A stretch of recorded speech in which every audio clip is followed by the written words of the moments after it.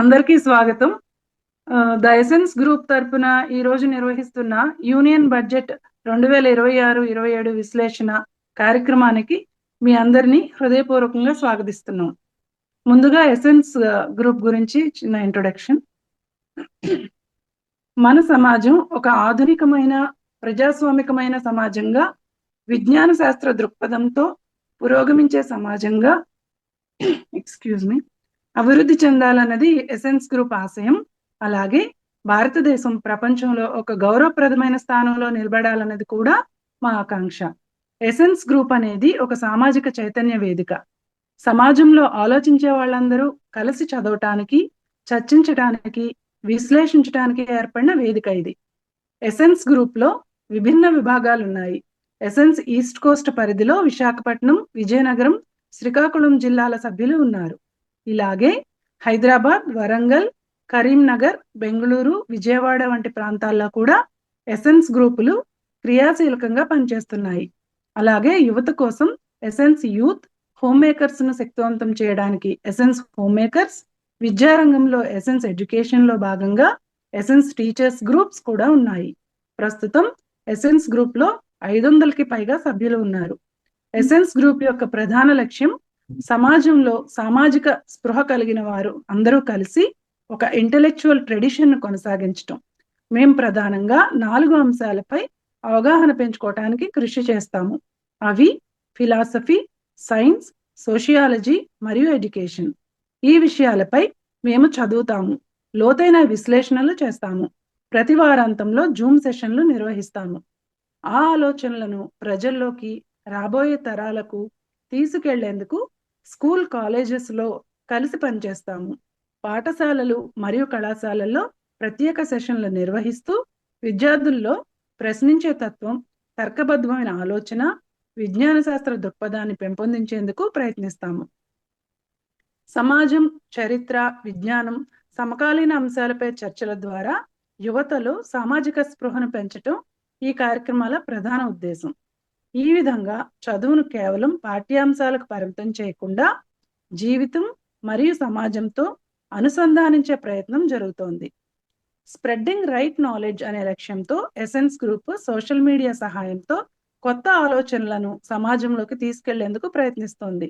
ఇందుకోసం Instagram, YouTube మరియు web ఫోరంను వేదికలను వినియోగిస్తోంది.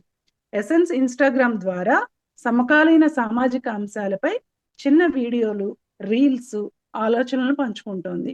YouTube వేదికగా చర్చలు, ప్రసంగాలు, సెషన్ల రికార్డింగ్స్ ను అందిస్తుంది. అలాగే ఎసెన్స్ వెబ్ ఫోరం ద్వారా వ్యాసాలు, విశ్లేషణలు, ఆలోచనాత్మక రచనలకు స్థిరమైన వేదికను కల్పిస్తోంది. ఈ 3 వేదికల ద్వారా జ్ఞానాన్ని పంచుకోవటమే కాకుండా ప్రజల మధ్య అర్థవంతమైన చర్చల సంస్కృతిని పెంపొందించేందుకు ఎసెన్స్ గ్రూప్ ప్రయత్నిస్తోంది. అర్థవంతమైన చర్చలకు, జ్ఞానాన్ని పంచుకునే వేదికలకు కొరత పెరుగుతున్న ఈ సమయంలో ప్రజాస్వామ్యంలో చర్చల ప్రాముఖ్యత ఎంత ముఖ్యమో తెలియజేయాలన్న ప్రయత్నమే ఎసెన్స్ గ్రూప్. యూనియన్ బడ్జెట్ అనేది కేవలం ఆర్థిక లెక్కల సమాహారం మాత్రమే కాదు. అది దేశ అభివృద్ధి దిశను, ప్రభుత్వ ప్రాధాన్యతలను, ప్రజల జీవన ప్రమాణాలపై పడే ప్రభావాలను ప్రతిబింబించే ఒక కీలక పత్రం. అటువంటి బడ్జెట్ను సమగ్రంగా, స్పష్టంగా అర్థం చేసుకోవాల్సిన అవసరం మనందరికీ ఉంది. ఈ కార్యక్రమానికి వక్తగా ఆర్థిక నిపుణులు మరియు Visakhapatnam GVMC corporator doctor B Gangarao గారు MA PhD గారిని ఆహ్వానించడం మాకు ఎంతో ఆనందంగా ఉంది. He's a doctorate in economics. ఆయన ఒక రెగ్యులర్ కాలమిస్ట్. ప్రజాశక్తి, ఆంధ్రజ్యోతి, నవ తెలంగాణ మొదలైన వార్తాపత్రికల్లో contemporary socioeconomic and political issues పైన సమగ్రమైన విశ్లేషణలు ఇస్తుంటారు. ఆయన జీవీఎంసీ విశాఖపట్నంలో స్టీల్ ప్లాంట్ వార్డు కార్పొరేటర్ గా CPM పార్టీని రిప్రజెంట్ చేస్తున్నారు. సివిక్ ప్రాబ్లమ్స్ పై నిరంతరంగా స్పందిస్తూ ఒక ప్రశ్నించే గొంతుకై నిలుస్తున్నారు. అనుక్షణం ప్రజల పక్షాన నిలబడి పోరాడుతూ ప్రభుత్వ ప్రజా వ్యతిరేక విధానాలను ఎండగడుతూ anti privatisation of steel plant లాంటి అనేక ప్రజా ఉద్యమాలను ముందుండి నడిపిస్తూ తన నిరసన గళాన్ని వినిపిస్తున్న నిబద్ధత కలిగిన నాయకుడు. అంతేకాకుండా విశాఖ నగర నడిబొడ్డున అత్యంత ప్రాచుర్యం పొందుతున్నటువంటి అల్లూరి సీతారామరాజు విజ్ఞాన కేంద్రంకు ఆయన ప్రధాన కార్యదర్శిగా వ్యవహరిస్తున్నారు. నిరంతర అధ్యయనంతో పాటుగా అనేక రాజకీయ సామాజిక అంశాలపై ఆయనకు ఉన్న లోతైన అవగాహన ఈనాటి చర్చకు మరింత విలువను చేకూరుస్తుందని మేము ప్రగాఢంగా విశ్వసిస్తూ ప్రసంగాన్ని ప్రారంభించవలసిందిగా గంగారావు గారిని ఆహ్వానిస్తున్నాను. ముందుగా ఎసెన్స్ గ్రూప్ వారికి ధన్యవాదాలు తెలియజేస్తూ ఉన్నానండి. నన్ను ఈ చర్చా వేదికకి ఆహ్వానించినందుకు, అలాగే చాలా ముఖ్యమైనటువంటి యూనియన్ బడ్జెట్ను వాళ్ళు చూజ్ చేసుకొని చర్చకి పురుకొల్పటం అనేటువంటిది సామాజిక బాధ్యతల్లో వారి యొక్క పాత్ర గొప్పగా చేస్తున్నట్లు నాకు అర్థమవుతూ ఉన్నది. అందుకు వారందరికీ, గ్రూప్ సభ్యులందరికీ, అలాగే ఇప్పుడు ఈ గ్రూపులో ఉన్నటువంటి మిత్రులందరికీ కూడా నమస్కారాలు ముందుగా తెలియజేస్తూ ఉన్నాను. యూనియన్ బడ్జెట్ దీనికి సంబంధించినటువంటి ఈ గ్రూప్లో ఉన్నటువంటి వారికి కొంత ప్రాథమికమైనటువంటి విషయాలన్నీ కూడా తెలుసుంటాయనేటువంటిది నేను భావిస్తూ ఉన్నాను. ముందుగా ఈసారి బడ్జెట్ యొక్క ప్రత్యేకం ఏమిటంటే, గంటన్నర సేపు ఆర్థిక మంత్రి వారు ప్రసంగం చేశారు. దానికి ముందు రోజు ఎకనామిక్ సర్వే కేంద్ర ప్రభుత్వం విడుదల చేసింది. బడ్జెట్కి ముందు ప్రతిసారి కూడా దేశం యొక్క ఆర్థిక స్థితిగతుల గురించి, భవిష్యత్తులో ఎలా ఉండాలి, ఒక ప్రభుత్వం యొక్క దృక్పథానాన్ని వివరించడం కోసం ఎకనామిక్ సర్వే విడుదల చేస్తారు. అది ఈసారి 739 పేజీలు కలిగినటువంటి నివేదికని విడుదల చేశారు. గతంలో ఇంత పెద్ద సంఖ్యలో ఇన్ని పేజీలతోటి ఏ నివేదిక కూడా లేదు. ఈసారి దీనికి ప్రత్యేకత వచ్చింది. అలాగే నిర్మలా సీతారామన్ గారు కూడా ఈసారి 9వసారి వారు పార్లమెంట్లో బడ్జెట్ ప్రవేశపెడతాం, సుదీర్ఘమైనటువంటి ప్రసంగం కూడా చేయటం జరిగింది. అలాగే ఈ ఎన్డీఏ ప్రభుత్వం, నరేంద్ర మోడీ గారు అధికారం చేపట్టిన తర్వాత వరుసగా ఇది 12వ బడ్జెట్. దీని వాళ్ళు ఈ సందర్భంగా ప్రధానమంత్రి గారు కూడా ఈ బడ్జెట్ మీద స్పందించారు. వారు స్పందించినటువంటి 2 మాటలు ఏమిటంటే, ఈ బడ్జెట్ 2047 నాటికి అది వికసిత్ భారత్ లక్ష్యాలను సాధించడానికి ఒక దార్శనిక పత్రంగా అది దోహదపడుతుంది అనేటువంటి దాని విధంగా ఆయన కీర్తించారు. రెండోది, ఈ దేశంలో ఉండేటటువంటి 140 కోట్ల మంది ప్రజానీకం యొక్క ఆశలు, వాళ్ళ యొక్క సమస్యలకి సరైనటువంటి సమగ్రమైనటువంటి పరిష్కారం కూడా ఇది చూపిస్తుందని ఈ 2 మాటలు వారు మాట్లాడటం జరిగింది. అలాగే నిర్మలా సీతారామన్ గారు కూడా వారు ప్రసంగించినటువంటి దాంట్లో ముఖ్యమైనటువంటి 5-6 అంశాలు, వాళ్ళ యొక్క స్థూల లక్ష్యాలు, ఈ బడ్జెట్ సందర్భంగా వాళ్ళు నిర్దేశించుకున్నటువంటి వాటిని లో ముఖ్యమైనటువంటిది ఉపాధి గురించి వారు ప్రత్యేకంగా మాట్లాడటం ఈసారి ఎంచుకోవటం జరిగింది. అలాగే ఈ దేశం యొక్క ఉత్పాదకత చాలా తక్కువగా ఉంది. ఉత్పాదకత యుటిలైజేషన్ కూడా చాలా తక్కువగా ఉంది, దాని యొక్క కెపాసిటీ యుటిలైజేషను. అందువలన అది పూర్తి స్థాయి సామర్థ్యాన్ని వినియోగించుకునేటటువంటి దానికి ఈ బడ్జెట్ దోహదపడాలనేటువంటిది రెండవది. మూడవది, ప్రజల యొక్క ఆదాయాలు బాగా పెరుగుదలకి ఇది దోహదం చేయాలనేటువంటిది కూడా వాళ్ళు మూడవది చెప్పారు.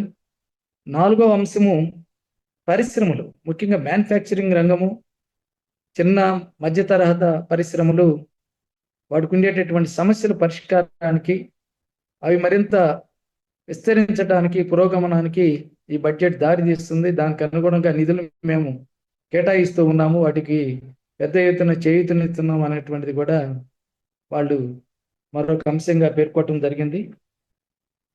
అలాగే పట్టణ ప్రాంతాల్లో జనాభా ఎక్కువగా ఉన్నారు కాబట్టి వేగంగా పెరుగుతున్నారు కాబట్టి పట్టణాల్లో ఉండేటటువంటి మౌలిక సమస్యలకు పరిష్కారంగా ఒక ఇన్నోవేటివ్ పథకాలని మేము ఏర్పాటు చేస్తూ ఉన్నాం.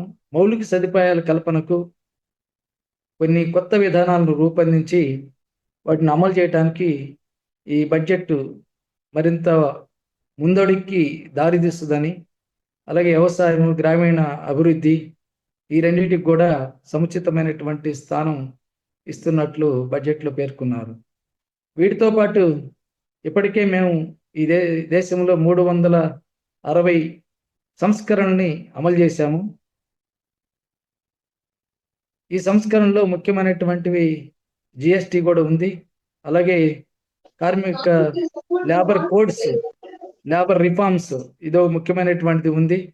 అందువల్ల ఈ రిఫార్మ్స్ని ఇంకా చాలా వేగంగా మేము మరింత ముందుకు తీసుకెళ్ళటానికి ప్రయత్నం చేస్తాం.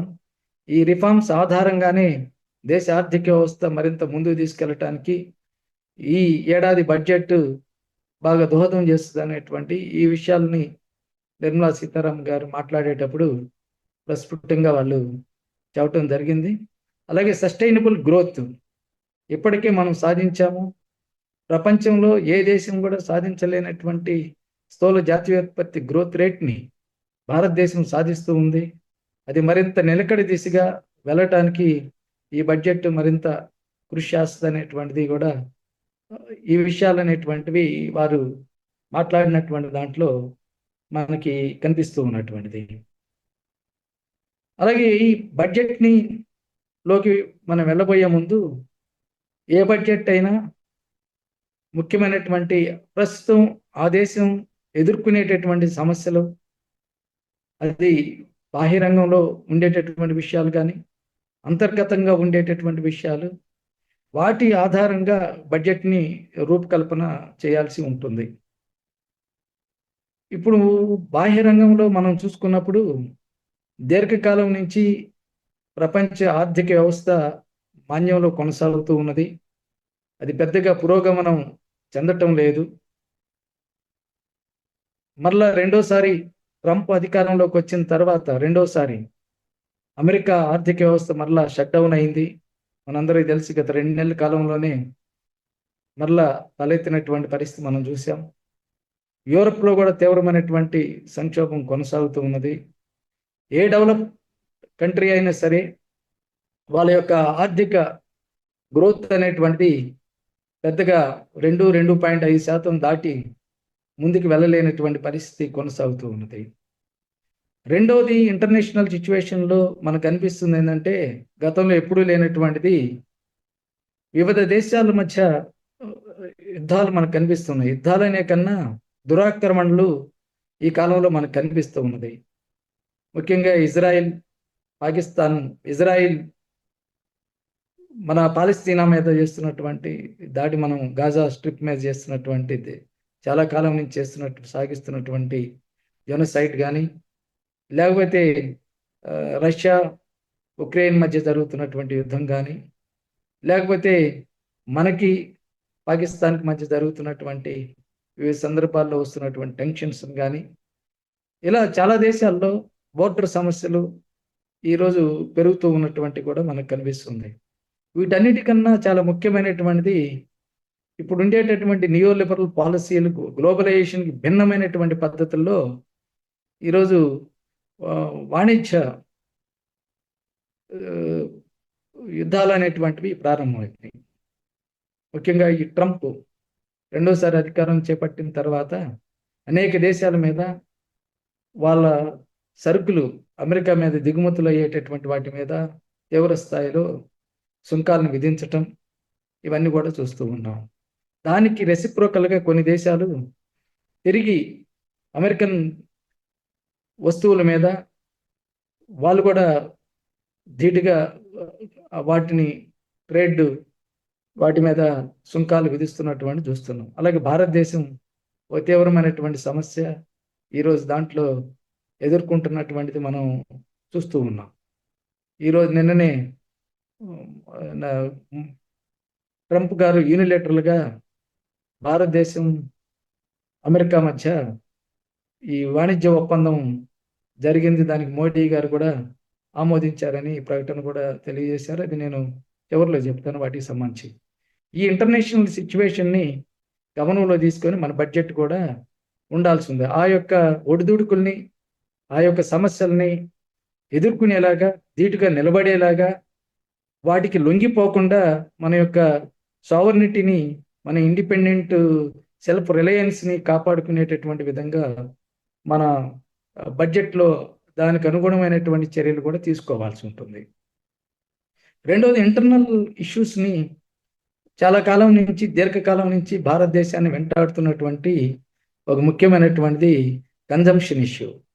అంటే భారతదేశంలో అత్యధిక మంది ప్రజానీకానికి వినిమయ శక్తి చాలా పరిమితమైనటువంటిది, చాలా తక్కువ స్థాయిలో ఉన్నటువంటిది మనకి కొనసాగుతుంది. దానివల్ల భారతదేశంలో ఉత్పత్తి అయ్యేటటువంటి సరుకులకి పూర్తి స్థాయి డిమాండ్ లేకపోవటం, డిమాండ్ కన్స్ట్రైంట్ కొనసాగటం దీర్ఘకాలంగా ఇది ఒక పెద్ద సమస్యగా, ఛాలెంజ్గా ఉంది. దానివల్ల మన యొక్క ప్రొడక్టివిటీ కెపాసిటీని 100% యూటిలైజేషన్ చేయలేనటువంటి పరిస్థితి కూడా భారత ఆర్థిక వ్యవస్థలో కొనసాగుతూ ఉన్నది. రెండవది, పెద్ద ఎత్తున మ్యాసివ్ అన్ఎంప్లాయ్మెంట్ కొనసాగుతూ ఉన్నది.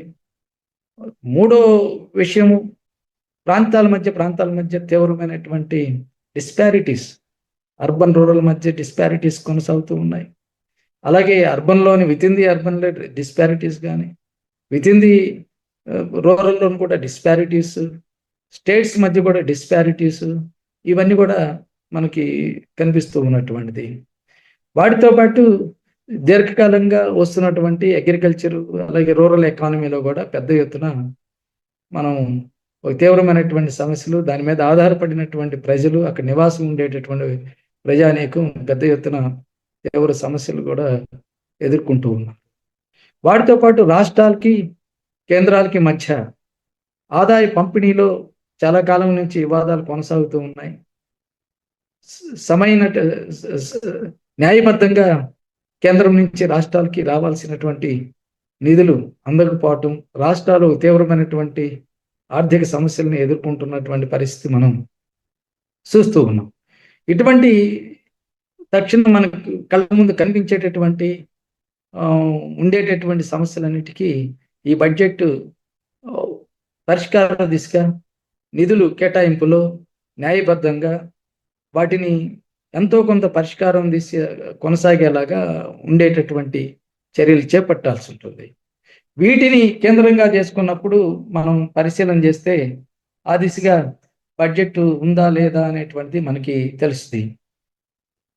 ముందుగా బడ్జెట్ పూర్తి స్థాయి అంటే 2026-27 సంవత్సరానికి కేంద్ర ప్రభుత్వం ప్రవేశపెట్టినటువంటి బడ్జెట్ 53,47,000 కోట్ల రూపాయలు. ఈ వచ్చే ఆర్థిక సంవత్సరంలో అంత డబ్బుని ఖర్చు పెట్టబోతూ ఉన్నారు. ఇప్పుడు నడుస్తున్నటువంటి కాలంలో ఈ 49,64,000 కోట్ల రూపాయలు రివైజ్డ్ బడ్జెట్ ఎస్టిమేషన్స్లో వాళ్ళు ఖర్చు పెడతాము అనేది నిర్ధారణ చేయటం జరిగింది.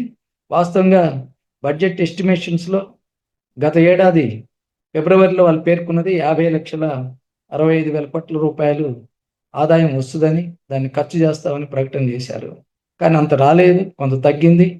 ఈ సంవత్సరం దానికి మించి, అంటే ఇప్పుడు నడుస్తున్నటువంటి బడ్జెట్ని మరొక 4 లక్షల కోట్ల రూపాయలు అధికంగా చూపించి అదనమైనటువంటి ఆదాయం వస్తుందని భావించి 53,47,000 కోట్ల రూపాయలు ప్రతిపాదన చేయటం జరిగింది. ఈ బడ్జెట్కి కేంద్ర నిధులు ఎలా వస్తాయి అనేటువంటిది సూక్ష్మంగా నేను 4-5 అంశాలు మీకు దృష్టికి తీసుకొస్తాను. ఒకటి, రెవెన్యూ ఆదాయం కేంద్ర ప్రభుత్వానికి వస్తుంది. రెవెన్యూ ఆదాయంలో పన్నుల ద్వారా వచ్చేటటువంటి ఆదాయం అత్యంత కీలకమైనటువంటిది. మొత్తం రెవెన్యూ ఆదాయం కేంద్ర ప్రభుత్వానికి 35,33,000 కోట్ల రూపాయల ఆదాయం వస్తుంది. నికరమైన ఆదాయం అదే, మన దేశానికి వచ్చేటటువంటి ఆదాయం. కానీ ఖర్చు 53,047 53,47,000 కోట్ల రూపాయలు ఖర్చు పెడుతూ ఉన్నాం. మరి నికరమైన ఆదాయం 35 లక్షల కోట్లు అయితే 53 లక్షల కోట్ల రూపాయలు ఎలా ఖర్చు పెడుతున్నారు, ఆదాయం ఎక్కడి నుంచి వస్తుంది అనేది మనం పరిశీలన చేస్తే ఆ బ్యాలెన్స్ మిగిలింది ఏదైతే ఉంటుందో మనం మన దేశంలోనూ విదేశాల నుంచి అప్పులు తెచ్చుకొని అప్పు రూపంలో వాటిని సర్దుబాటు చేసుకొని బడ్జెట్ని పెంచుకొని ఖర్చు చేసుకుంటూ ఉన్నాం. ఈ రెవెన్యూ ఆదాయంలో 2 భాగాలు ఉంటాయి. ఒకటి పన్నుల ద్వారా వచ్చేటటువంటి ఆదాయం ఉంటుంది, రెండోది పన్నులు ఏతర ఆదాయం అనేటువంటిది రెండోది ఉంటుంది. పన్నులు ద్వారా వచ్చేటటువంటి ఆదాయంలో ముఖ్యమైనటువంటివి 4-5 ఉంటాయి. ఒకటి కార్పొరేట్ పన్ను అనేటువంటిది అది ముఖ్యమైనటువంటిది. రెండోది మన ఇన్కమ్ ట్యాక్స్, మనం ఆదాయం మీద చెల్లించేటటువంటి పన్ను రెండో ముఖ్యమైనటువంటిది. మూడోది మన దేశంలోకి వచ్చేటటువంటి సరుకులు మీద మనం విధించేటటువంటి కస్టమ్స్ డ్యూటీ అంటాం, పన్నులు. ఆ పన్ను కస్టమ్స్ డ్యూటీస్ కానీ, అలాగే మన పెట్రోలు డీజిలు ఇటువంటి వాటి మీద మనం చెల్లించేటటువంటి పన్నులు ఎక్సైజ్ డ్యూటీస్ అదొకటి రూపంలో కేంద్ర ప్రభుత్వానికి వస్తుంది. వాటితో పాటు జిఎస్టి, ఇవి పన్నుల రూపంలో కేంద్ర ప్రభుత్వానికి భారీగా ఆదాయం సమకూరేటటువంటి ఆదాయం.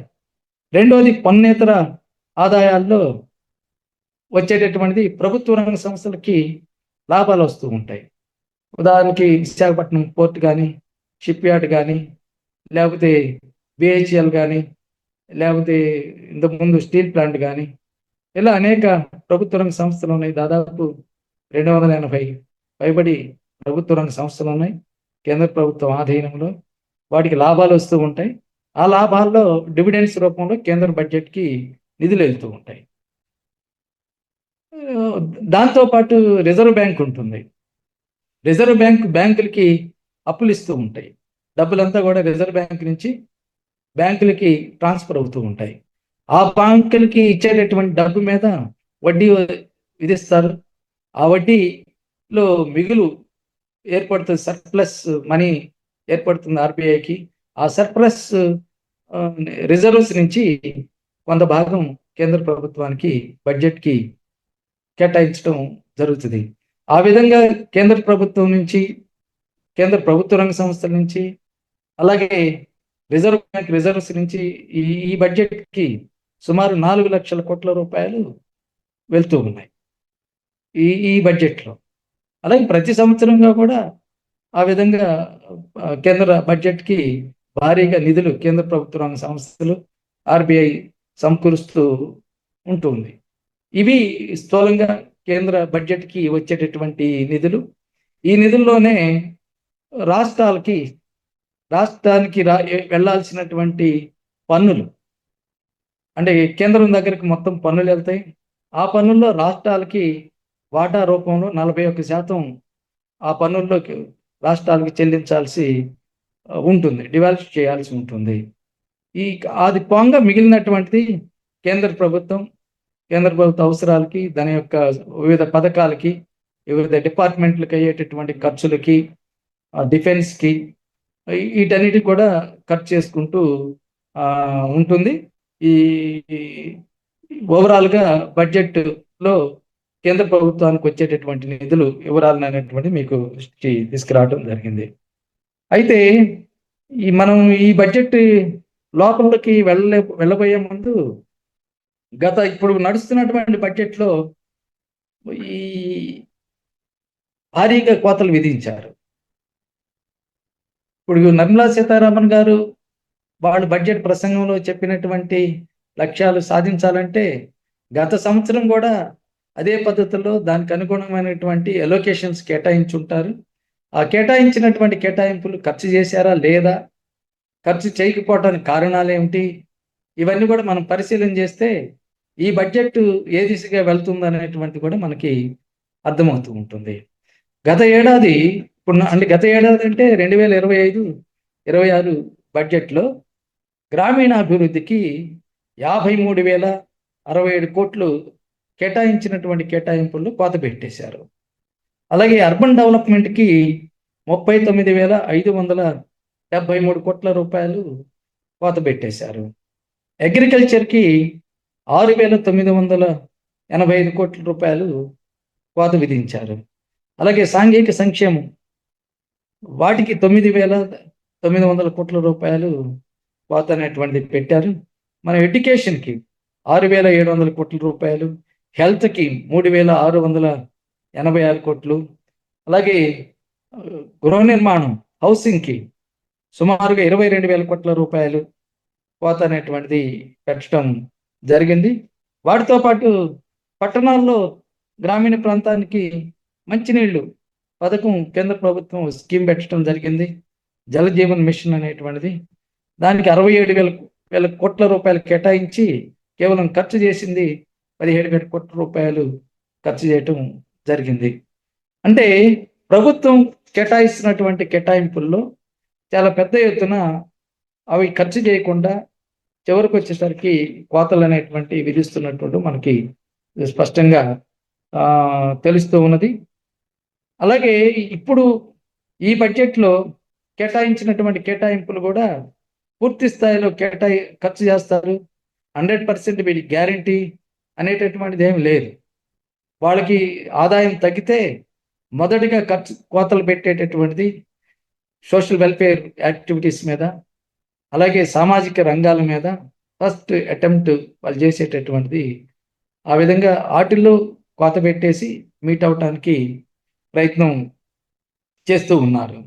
ఈ సంవత్సరం ఆదాయం తగ్గింది, బడ్జెట్ అంచనాల కన్నా ఆదాయం అనేటువంటిది తగ్గింది.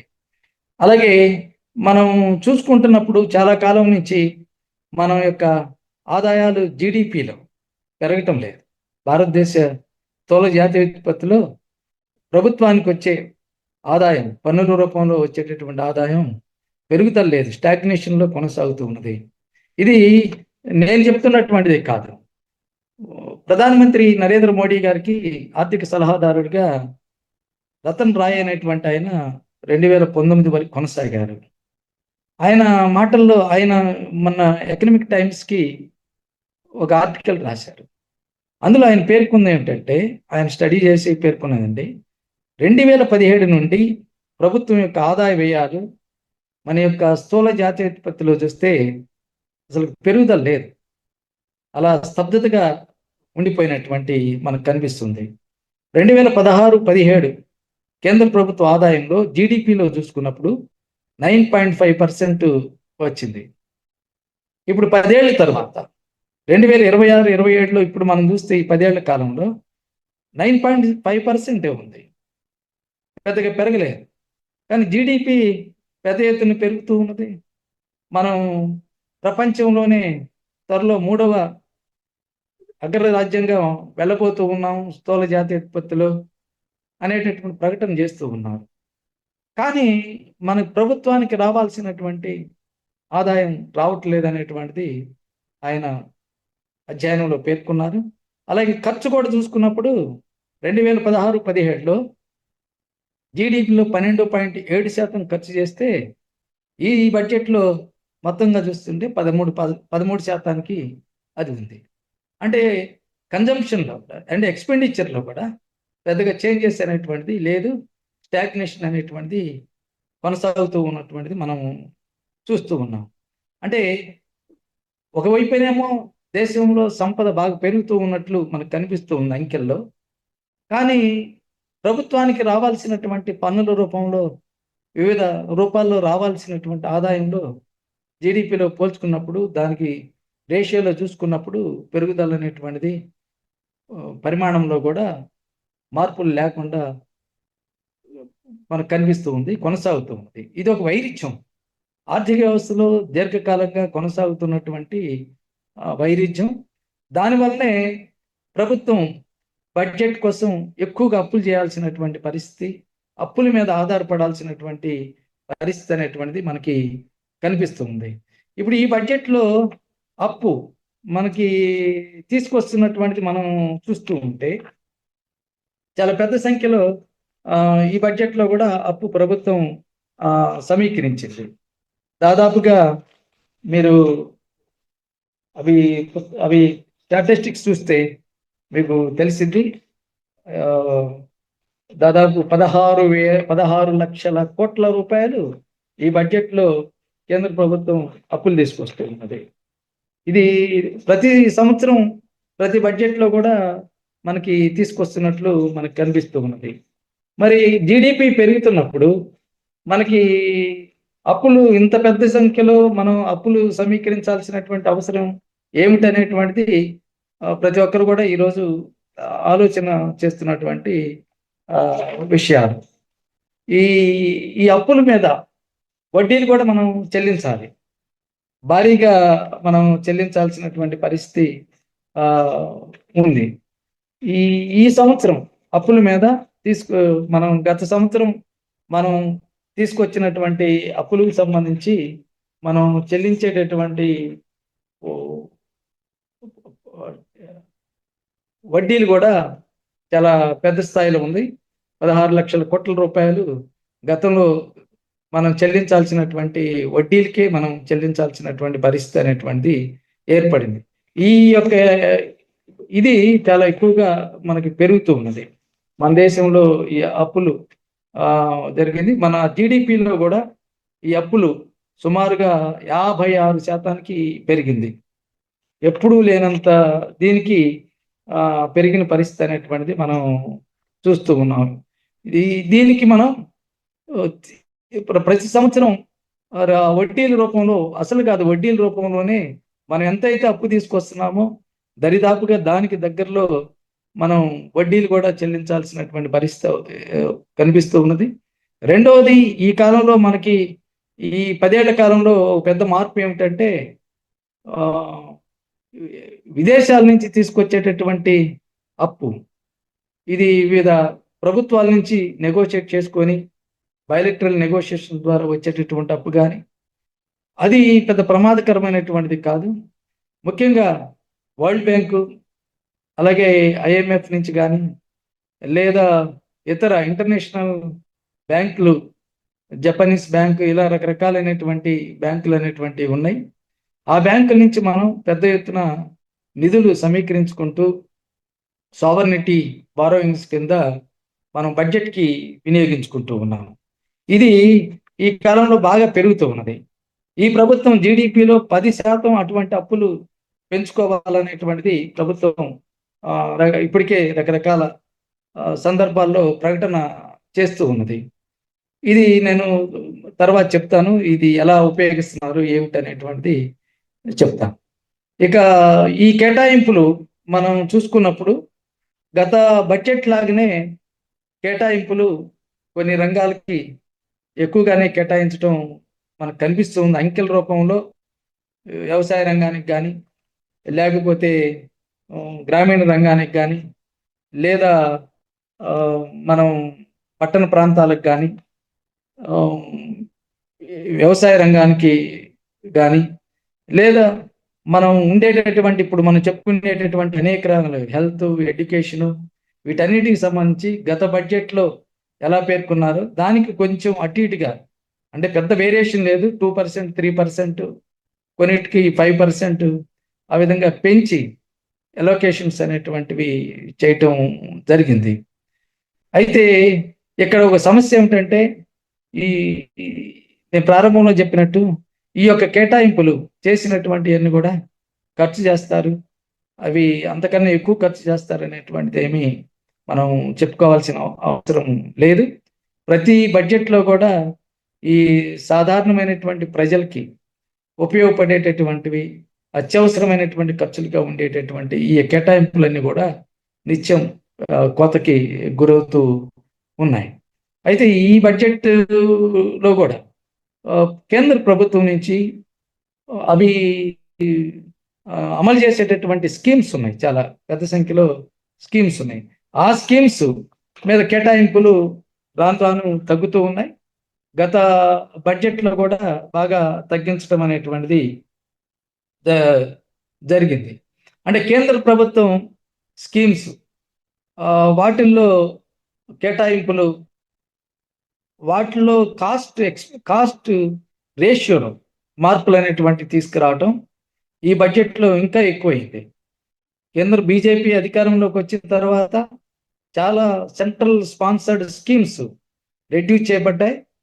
అలాగే కేంద్ర ప్రభుత్వం వాటా క్రమేణా తగ్గించుకుంటూ రాష్ట్రాలకి అదనమైనటువంటి భారాన్ని ట్రాన్స్ఫర్ చేస్తూ వస్తుంది ఈ ఈ పథకాలన్నింటిలో కూడా.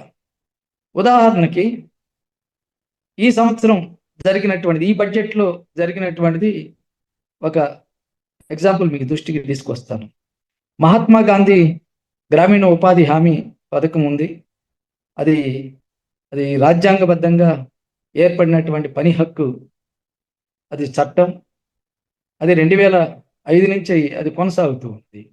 గ్రామీణ ప్రాంతంలో 100 రోజులు పనిదినం, ముఖ్యంగా గ్రామీణ ప్రాంతంలో పేదవాళ్ళకి ఉపాధి ద్వారా వాళ్ళ యొక్క జీవన స్థితిగతులు మెరుగుపరచాలనేటువంటి ఆలోచనతోటి ఆ రోజు యూపీఏ 1 లెఫ్ట్ పార్టీస్ కలిపి ఒత్తిడితోటి అవి అమల్లోకి రావటం జరిగింది.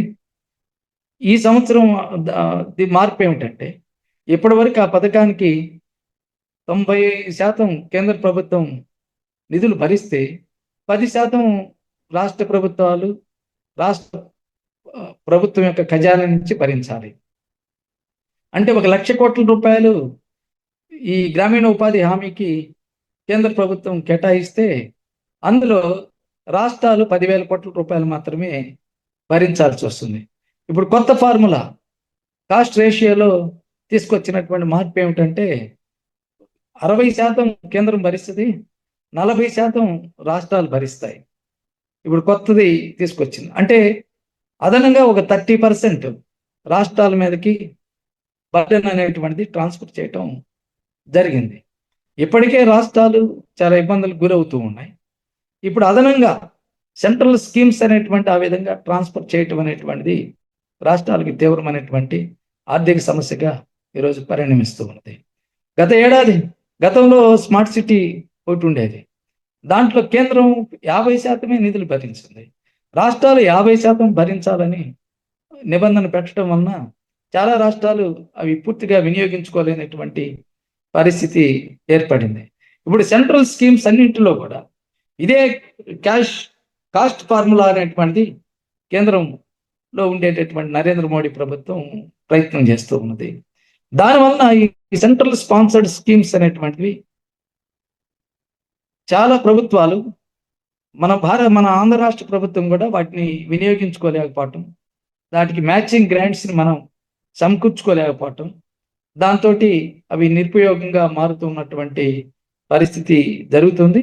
2025-26 ఈ బడ్జెట్లో నడుస్తున్న దాంట్లో 1,20,000 కోట్ల రూపాయలు ఆ విధంగా కోతకు గురైపోయి 1,25,000 కోట్ల రూపాయలు. అంటే చాలా రాష్ట్రాలు వాటిని ఉపయోగించుకోలేనటువంటి పరిస్థితి వలన అవి వెనక్కి వెళ్ళిపోవటం, అవి నిరుపయోగంగా మారిపోయినటువంటిది. చివరికి వచ్చేసరికి రివైజ్డ్ ఎస్టిమేషన్స్లో వాటిని భారీగా కోత పెట్టుకోవటం అనివార్యమైనటువంటి పరిస్థితి మనకి కనిపిస్తూ ఉన్నది. అందువల్ల ఈ సెంట్రల్ స్పాన్సర్డ్ స్కీమ్స్ అనేటువంటివి ఈరోజు రాష్ట్రాలకి తీవ్రమైనటువంటి భారంగాను, తీవ్రమైనటువంటి సమస్యలు రాష్ట్రాల్లో ఆర్థిక సమస్యలు సృష్టించేటటువంటి పరిస్థితిగాను, అలాగే ఈ సెంట్రల్ స్పాన్సర్డ్ స్కీమ్స్కి వాటికి నిధుల్ని సమకూర్చుకోలేనటువంటి పరిస్థితి అనేటువంటిది కనిపిస్తుంది. ఇంకొక ఉదాహరణ చెప్తాను. మన రాష్ట్రంలో సోషల్ సెక్యూరిటీ పెన్షన్ అమలు చేస్తున్నారు. 4,000 రూపాయలు నెలకి ఇస్తున్నారు పేదవాడికి. కానీ కేంద్ర ప్రభుత్వం ఎంత ఇస్తుంది? దాంట్లో మనం రాష్ట్ర ప్రభుత్వం 4,000 ఇస్తుంది, తెలంగాణ ప్రభుత్వం 3,000 రూపాయలు ఇస్తుంది, కేరళ గవర్నమెంట్ 3,000 రూపాయలు ఇస్తుంది. ఈ వివిధ రాష్ట్రాల్లో వివిధ పద్ధతుల్లో అవి అమలు జరుగుతూ ఉన్నాయి, యూనిఫార్మిటీ కాకపోయినా. కానీ కేంద్ర ప్రభుత్వం వాటా ఎంత అంటే 200 రూపాయలు తలసరి 200 రూపాయలు ఇస్తుంది. అంత వేరియేషన్ మనకు కనిపిస్తుంది. మరి రాష్ట్రాలు సోషల్ సెక్యూరిటీ ఫంక్షన్ని ఎలా అమలు చేయగలుగుతారు అనేటువంటిది ఈరోజు పెద్ద సవాలుగా ముందుకుంది. అలాగే గృహ సమస్య, గృహాలు ప్రభుత్వం యొక్క కేంద్ర ప్రభుత్వం ఎక్కువగా నిధులు ఇచ్చి వాటిని ప్రోత్సహించాలి. హౌసింగ్ రైట్ ప్రతి సిటిజన్కి, ఇండియాలో ఉన్న ప్రతి సిటిజన్కి హౌసింగ్ అనేటువంటిది ఒక రైట్గా, అది కాన్స్టిట్యూషనల్ రైట్గా అది కొనసాగాలి. కానీ భారతదేశంలో ఈ హౌసింగ్ రైట్ అనేటువంటిది, హౌసింగ్ సమస్య చాలా తీవ్రంగా కొనసాగుతుంది. పేదవాళ్ళకే కాదు, మధ్యతరగతి వాళ్ళకు కూడా ఒక తీవ్రమైనటువంటి సమస్యగా ఉంది. ఈ ఆర్టిఫిషియల్ ఈ మనకి ల్యాండ్ ఎక్కువగా మార్కెటైజ్ అయిపోవటం, అది కమాడిటీగా మారిపోవటం, దాని మీద నియంత్రణ ప్రభుత్వం పూర్తిగా వదిలేసుకోవటం, దాంతో అది కమాడిఫికేషన్ అయిపోయి పెద్ద ఎత్తున అది మార్కెట్లో ఒక వ్యాపార సరుకుగా చలామణి అవటంతో మధ్యతరగతి వాళ్ళు కూడా గృహ సమస్యని తీవ్రంగా ఎదుర్కొంటున్నటువంటి మనకి కనిపిస్తూ ఉంది. ఇటువంటి దాంట్లో కేంద్ర ప్రభుత్వం నిధులు పెద్ద ఎత్తున కేటాయించాలి రాష్ట్రాలకి, కానీ ఓవరాల్గా బడ్జెట్లో కానీ ఒకటి కేటాయించింది వాళ్ళు ఖర్చు చేయటం లేదు. ఖర్చు చేయకపోగా రాష్ట్రాల మీద అదనమైనటువంటి భారం ఇప్పుడు మోపుతున్నారు. ఇప్పుడు కేంద్ర ప్రభుత్వం ఈ బడ్జెట్లో మనం చెప్పేది 30% రాష్ట్రాలు భరించాలి, 70% కేంద్రం భరిస్తే 30% రాష్ట్రాలు భరించాలనేటువంటిది ఇప్పుడు మార్పు అనేటువంటిది తీసుకొచ్చారు. ఈ విధంగా అన్నింటిలో కూడా, ప్రతి స్కీమ్లో కూడా రాష్ట్రాలని మీద భారాలు మోపేటటువంటిది మనకు కనిపిస్తూ ఉన్నది. ఈ బడ్జెట్లో అది ఎక్కువగా మనకి కనిపిస్తూ ఉన్నది. మరొక ఈ బడ్జెట్లో చాలా ఎక్కువ ప్రచారం కనిపిస్తుంది. కెపెక్స్ ఎలోకేషన్స్ అనేటువంటివి భారీగా మనకి కనిపిస్తూ ఉన్నాయి. ప్రభుత్వం కూడా చాలా దాని గురించి చాలా ఎక్కువగా చెప్పుకుంటూ ఉన్నది. మా ప్రభుత్వం గత 10 ఏళ్ల నుంచి కూడా అది మౌలిక సదుపాయాల మీద పెట్టేటటువంటి పెట్టుబడులని పెంచుకుంటూ వస్తూ ఉన్నది. ఈ సంవత్సరమే కాదు, ఈ బీజేపీ అధికారంలోకి వచ్చిన దగ్గర నుంచి ఇది పెంచుకుంటూ వస్తూ ఉన్నది. మౌలిక సదుపాయాల మీద పెట్టుబడుల కల్పనని ఎవరు వ్యతిరేకించరు. జనరల్గా ప్రతి ఒక్కరు కూడా కోరుకుంటూ ఉంటారు. ఈ సంవత్సరం మొత్తం చూసుకున్నప్పుడు ఈ వివిధ మౌలిక సదుపాయాల మీద కేంద్ర ప్రభుత్వం ప్రకటన చేసినటువంటిది కేటాయింపు మనం చూస్తే సుమారుగా 17,14 కోట్ల రూపాయలు టోటల్గా. ఇందులో 2 కాంపోనెంట్స్ ఉంటాయండి. ఒకటి క్యాపిటల్ ఎక్స్పెండిచర్ కింద, మౌలిక సదుపాయాల కింద కేంద్ర ప్రభుత్వమే దాన్ని అమలు చేసేటటువంటిది. రెండోది grants in aid for creation of capital assets అని రాష్ట్ర ప్రభుత్వాలు ఈ క్యాపిటల్ అసెట్స్ని క్రియేషన్ చేయటం కోసం వాళ్ళ గ్రాంట్ రూపంలో కేంద్ర ప్రభుత్వం ఇస్తుంది. అది కూడా ఉంది. కేంద్ర ప్రభుత్వం క్యాపిటల్ ఎక్స్పెండిచర్ కింద వాళ్ళు డైరెక్ట్గా ఖర్చు పెట్టేది 12,21,000 కోట్లు అయితే, ఈ గ్రాంట్స్ కింద రాష్ట్రాలకి బదలాయింపు చేసేటటువంటి దాంట్లో 4,92,000 కోట్ల రూపాయలు వాళ్ళు చేస్తారు. ఇది మొత్తంగా చూసుకున్నప్పుడు ఇది 2017-18లో 4.5 లక్షల కోట్లు ఉండేది, ఈ 2 కాంపోనెంట్స్ కలిపి. ఇప్పటికి వచ్చేసరికి 17 లక్షల కోట్ల రూపాయలకి అది అలొకేషన్స్ పెరిగినాయి. అయితే ఈ మౌలిక సదుపాయాల్లో వీటిల్లో ఉన్నటువంటి ఒక ముఖ్యమైనటువంటిది ఏంటంటే, ఏ ప్రభుత్వమైనా ఆ ప్రభుత్వం అనుసరించేటటువంటి ఆర్థిక వ్యూహం మీద ఈ క్యాపిటల్ ఎక్స్పెండిచర్ అనేటువంటిది ఆధారపడి ఉంటుంది. ఏ ప్రభుత్వం అంటే వాళ్ళు ఇప్పుడు కేంద్ర ప్రభుత్వం యొక్క వ్యూహం ఏమిటంటే, లార్జ్ స్కేల్ ప్రాజెక్ట్స్ని, పెద్ద ఎక్కువ ఖర్చు కూడుకునేటటువంటి ప్రాజెక్ట్స్ని వాళ్ళు టార్గెటెడ్గా పెట్టుకొని వాటిని అమలు కోసం గత 10 ఏళ్ళ నుంచి ప్రయత్నం చేస్తూ ఉన్నారు. ఇప్పుడు స్పీడ్ ట్రైన్స్ కానీ, బుల్లెట్ ట్రైన్స్ కానీ, లేకపోతే స్పీడ్ క్యారిడార్స్, ఈ రైల్వే క్యారిడార్స్ ప్రకటన చేశారు. దాదాపు 9 క్యారిడార్స్ ఈ బడ్జెట్లో ప్రకటన చేశారు. అలాగే ఎక్స్ప్రెస్ హైవేస్ అతిపెద్ద ప్రాధాన్యతగా కేంద్ర ప్రభుత్వం తీసుకున్నది. డెడికేటివ్ క్యారిడార్స్ తీసుకుంది. చాలా చోట్ల దాదాపు అహ్మదాబాద్ టు ఢిల్లీకి లక్షల కోట్ల రూపాయలు పెట్టి, దాదాపు 3 లక్షల కోట్ల రూపాయలు పెట్టి రోడ్డు వేయడం కూడా జరిగింది. అలాగే కొన్ని చోట్ల వాళ్ళు మోడరన్ ఎయిర్పోర్ట్లు నిర్మాణం, ఇలా ఇటువంటి పెద్ద ఎత్తున ఈ క్యాపిటల్ ఎక్స్పెండిచర్ని ఖర్చు పెడుతున్నటువంటి పరిస్థితి అనేటువంటి జరుగుతున్నది. ఇక్కడ లాజిక్ ఏమిటంటే, ప్రజలకి అత్యవసరంగా ఉపయోగపడేటటువంటి మౌలిక వసతుల మీద ప్రాధాన్యతగా ఎంచుకొని ఖర్చు పెట్టాల్సి ఉంటుంది కేంద్ర ప్రభుత్వం. ఆ విధంగా లేదు, వాటి మీద గ్రాడ్యువల్గా క్యాపిటల్ ఎక్స్పెండిచర్ తగ్గిస్తూ వస్తున్నారు. ఉదాహరణకి health, education, it is essential to everybody, చాలా ముఖ్యమైనటువంటిది. మనలాంటి అత్యధిక జనాభా కలిగినటువంటి ఈ దేశంలో చాలా పెద్ద ఎత్తున దీని మీద నిధులు ఖర్చు పెట్టి ఈ మౌలిక వసతుల్ని ఎక్స్పాండ్ చేయాల్సినటువంటి అవసరం చాలా ఎక్కువ అవసరం ఉంది. కానీ వాటి మీద క్యాపిటల్ ఎక్స్పెండిచర్ తగ్గించేస్తున్నారు, బాగా తగ్గించేస్తున్నారు భారీగా. అలాగే వ్యవసాయ రంగానికి రకరకాల పద్ధతుల్లో మద్దతు ఇవ్వాలి. ఒకటేమిటి, రైతులు పండించేటటువంటి పంటలకి మద్దతు ధర, మినిమం సపోర్ట్ ప్రైస్ కల్పించాలి వాళ్ళు. ఎందుకంటే వ్యవసాయ దేశం కాబట్టి వ్యవసాయం సరుకుల మీద వాళ్ళు పండించే ఉత్పత్తులు ఫ్లక్చువేషన్స్కి గురి కాకుండా వాటిని స్టేబుల్గా వాళ్ళకి లాభసాటిగా ఉండేలాగా ప్రభుత్వం నిర్ణయం చేసి ఆ విధంగా ప్రైస్ డిటర్మినేషన్ ఉండేలాగా చేయాలి. అలాగే కేంద్ర ప్రభుత్వం చేయాల్సినటువంటిది మరొక ముఖ్యమైనటువంటి వ్యవసాయ రంగాన్ని యొక్క ముఖ్యమైనటువంటి వాళ్ళకి నీటిని, ఇరిగేషన్ని సరఫరా చేయడానికి రాష్ట్రాలకి క్యాపిటల్ ఎక్స్పెండిచర్ కింద సహాయం చేయాల్సి ఉంటుంది. అగ్రికల్చర్ అనేది స్టేట్ సబ్జెక్ట్ అయినప్పటికీ సరే కేంద్రం అటువంటి చర్యలు చేపట్టాలి. అలాగే అర్బన్ బాగా పెరుగుతూ ఉన్నది, ర్యాపిడ్ ఎక్స్పాన్షన్ అవుతూ ఉన్నది, పాపులేషన్ పెరుగుతూ ఉన్నది, సమస్యలు తీవ్రంగా ఉంది.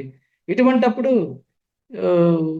చిన్న చిన్న పట్టణాలు, నగరాలకి పెద్దగా ఆదాయం రావటం లేదు.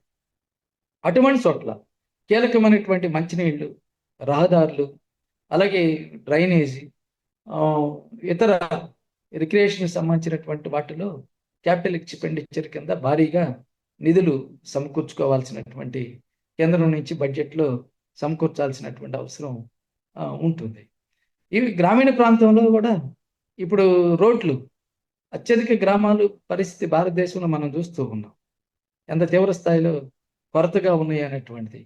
గ్రామీణ ప్రాంతాల్లో మంచినీటి సమస్య ఎంత తీవ్రంగా ఉందో మనం చూస్తున్నాం.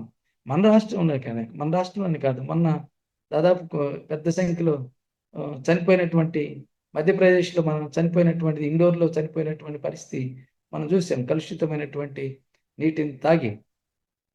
అలాగే మన రాష్ట్రంలో కూడా చాలా చోట్ల అటువంటి ఘటనలు మనకు కనిపిస్తూ ఉన్నాయి. ఇటువంటి గ్రామీణ ప్రాంతంలో మౌలిక సదుపాయాలకి పెద్ద ఎత్తున ర్యాంపెంట్గా ప్రభుత్వం ఎలోకేట్ చేయాల్సినటువంటి అవసరం, ఆ విధంగా అసెట్స్ని క్రియేట్ చేయాల్సినటువంటి అవసరం ఎక్కువగా ఉంది. ఆ దిశగా ఏం లేవు. అలాగే ప్రభుత్వ రంగ సంస్థలు ఉన్నాయి. ఈ ప్రభుత్వ రంగ సంస్థలకి అవసరమైనటువంటి వాటికి క్యాపిటల్ సపోర్ట్ చేయాల్సి ఉంటుంది, మద్దతు ఇవ్వాల్సి ఉంటుంది. అలాగే కొత్త వాటిని పెట్టాలి ప్రభుత్వమే. ప్రాంతీయంగా బాగా అసమానతగా ఉండేటటువంటి ప్రాంతాల్లో, వెనుకబడినటువంటి ప్రాంతాల్లో ప్రభుత్వమే ఇన్వెస్ట్మెంట్స్ పెట్టేసి ఆ ప్రాంతం అభివృద్ధి అయితే వాటి ఆధారంగా ప్రైవేట్ ఇన్వెస్ట్మెంట్స్ వస్తాయి. అప్పుడు ఆ ప్రాంతంలో ఉపాధి అవకాశాలు బాగా పెరుగుతాయి. ఆ ప్రాంత ప్రజానీకానికి ఆదాయాలు అనేటువంటి పెరగటానికి దారితీస్తుంది. ఈ పద్ధతుల్లో క్యాపిటల్ ఎలోకేషన్స్ అనేటువంటి లేవు. లార్జ్ స్కేల్ పెద్ద హ్యూజ్ అమౌంట్ అవసరమయ్యేటటువంటి ఉన్నాయి. దీంట్లో ప్రమాదకరమైనటువంటిది ఏంటంటే వైబిలిటీ గ్యాప్ ఫండింగ్ కింద కేంద్రం ఇటువంటి ఇస్తూ ఉన్నది. ఇది ఒక పెద్ద సమస్య. అంటే ఈ అసెట్స్ క్రియేషన్ అంతా కూడా పెద్ద ఎత్తున ఈరోజు ప్రైవేట్ వాళ్ళ యొక్క పార్టిసిపేషన్ తోటి ఈ క్యాపిటల్ అనేటువంటిది ఉపయోగపడుతుంది. ప్రభుత్వం ఓన్గా క్రియేట్ చేయటం లేదు, వాటిలో ప్రైవేట్ వాళ్ళని భాగస్వామ్యం చేసి ప్రైవేట్ అసెట్స్గా వాటిని కన్వర్ట్ చేస్తూ ఉన్నది. ఈ బడ్జెట్లోనూ గత 10 ఏళ్ల నుంచి అది వేగంగా కొనసాగుతూ ఉన్నది. ఇంత హ్యూజ్ క్యాపిటల్ అనేటువంటివి అలోకేషన్ చేయటంలో దీని ఉద్దేశం అనేటువంటి పబ్లిక్ అసెట్స్ని ఈ పేరుతోటి, మోడర్నైజేషన్ పేరుతోటి, లేకపోతే ల్యాక్ ఆఫ్ ఇన్ఫ్రాస్ట్రక్చర్ పేరుతోటి పెద్ద ఎత్తున వాటిని ప్రైవేట్ వాళ్ళ యొక్క భాగస్వామ్యంలోకి వాళ్ళ యొక్క మేనేజ్మెంట్లోకి, యాజమాన్యంలోకి ట్రాన్స్ఫర్ చేస్తున్నటువంటిది మనకు కనిపిస్తున్నది. రెండవది, grants in aid for creation of assets కింద ఇచ్చేటటువంటి రాష్ట్రాలకు ఇస్తుంది. ఈ రాష్ట్రాలకు ఇచ్చేటటువంటి దాంట్లో ఎన్ని రిఫార్మ్స్తో ముడిపెట్టి ఇస్తున్నటువంటి బడ్జెట్ డబ్బులు.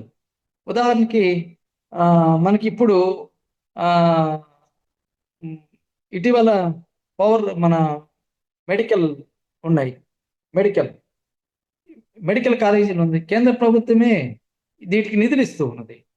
మేము 60% నిధులు ఇస్తాం, మెడికల్ కాలేజీలు మేము శాంక్షన్ చేస్తాం, మీరు 40% పెట్టుకోండి, ఈ 60% కాదు ఇంకో 20% కూడా ఇస్తాం, 80% ఇస్తాము వైబిలిటీ గ్యాప్ కింద. అయితే ఈ మెడికల్ కాలేజీలు, మెడికల్ హాస్పిటల్స్ అనేటువంటి ప్రైవేట్ వాళ్ళకి ఇవ్వాలి. ఇది నిబంధన. ఈ యొక్క క్యాపిటల్ వాడుకుంటే రాష్ట్రాలు వాటిని అమలు చేయాల్సిందే.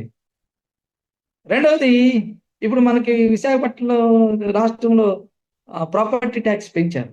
ఇందులో ఏమిటి, మేము మీ మున్సిపల్ కార్పొరేషన్కి నిధులు ఇస్తాం, ఉపయోగించుకోండి, ఆదాయాలు పెంచండి, దీని ద్వారా ఆదాయాలు పెంచడానికి మేము ఒక సూచన చేస్తాం, మేము డబ్బులు ఇస్తాం, మేము సూచన చేస్తాం. ఆ సూచన ఏంటంటే మీరు ఆస్తి పన్నుని ఎలా పెంచాలో మేము చెప్తాం, దాని ప్రకారం మీరు పెంచేయండి, క్యాపిటల్ వాల్యూ బేస్ మీద చేయాలనేటువంటి వాళ్ళ యొక్క నిబంధన.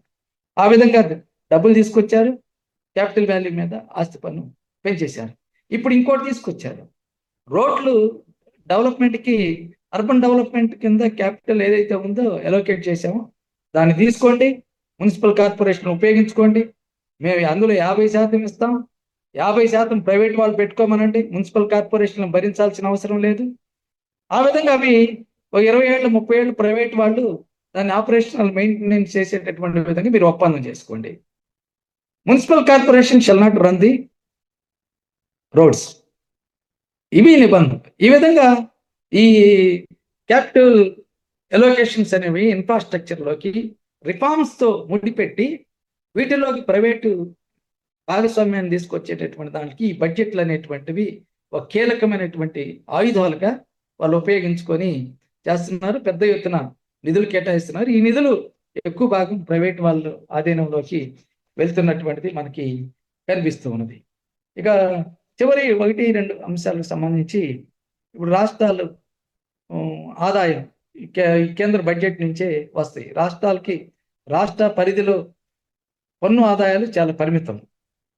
మనం వచ్చేటటువంటిది మేజర్గా వచ్చేటటువంటి ఏంటంటే రాష్ట్రాలకి ఒకటి మనం భూములు కొనుగోలు చేస్తూ ఉంటాం, అమ్మకాలు చేస్తూ ఉంటారు, ఇల్లు కొంటారు, వాటి మీద స్టాంప్స్ అండ్ రిజిస్ట్రేషన్ వచ్చేటటువంటి ఛార్జీలు 10,000 కోట్ల, మన ఆంధ్ర రాష్ట్రానికి 10,000 కోట్ల రూపాయలు వస్తాయి దాని ద్వారా. రెండవది జిఎస్టీలో రాష్ట్ర జిఎస్టీ కింద 12% మనం వసూలు చేసేది 5% కింద వచ్చేటటువంటిది అదొక 30,000 కోట్ల రూపాయలు అదొకటి వస్తుంది. మూడవది మందు, లెక్కర్ పెద్ద ఎత్తున అమ్ముతూ ఉంటారు, దాని మీద చేసేటటువంటి ఎక్సైజ్ డ్యూటీ అదొక 25,000-30,000 కోట్ల రూపాయలు రాష్ట్ర ప్రభుత్వానికి వస్తుంది.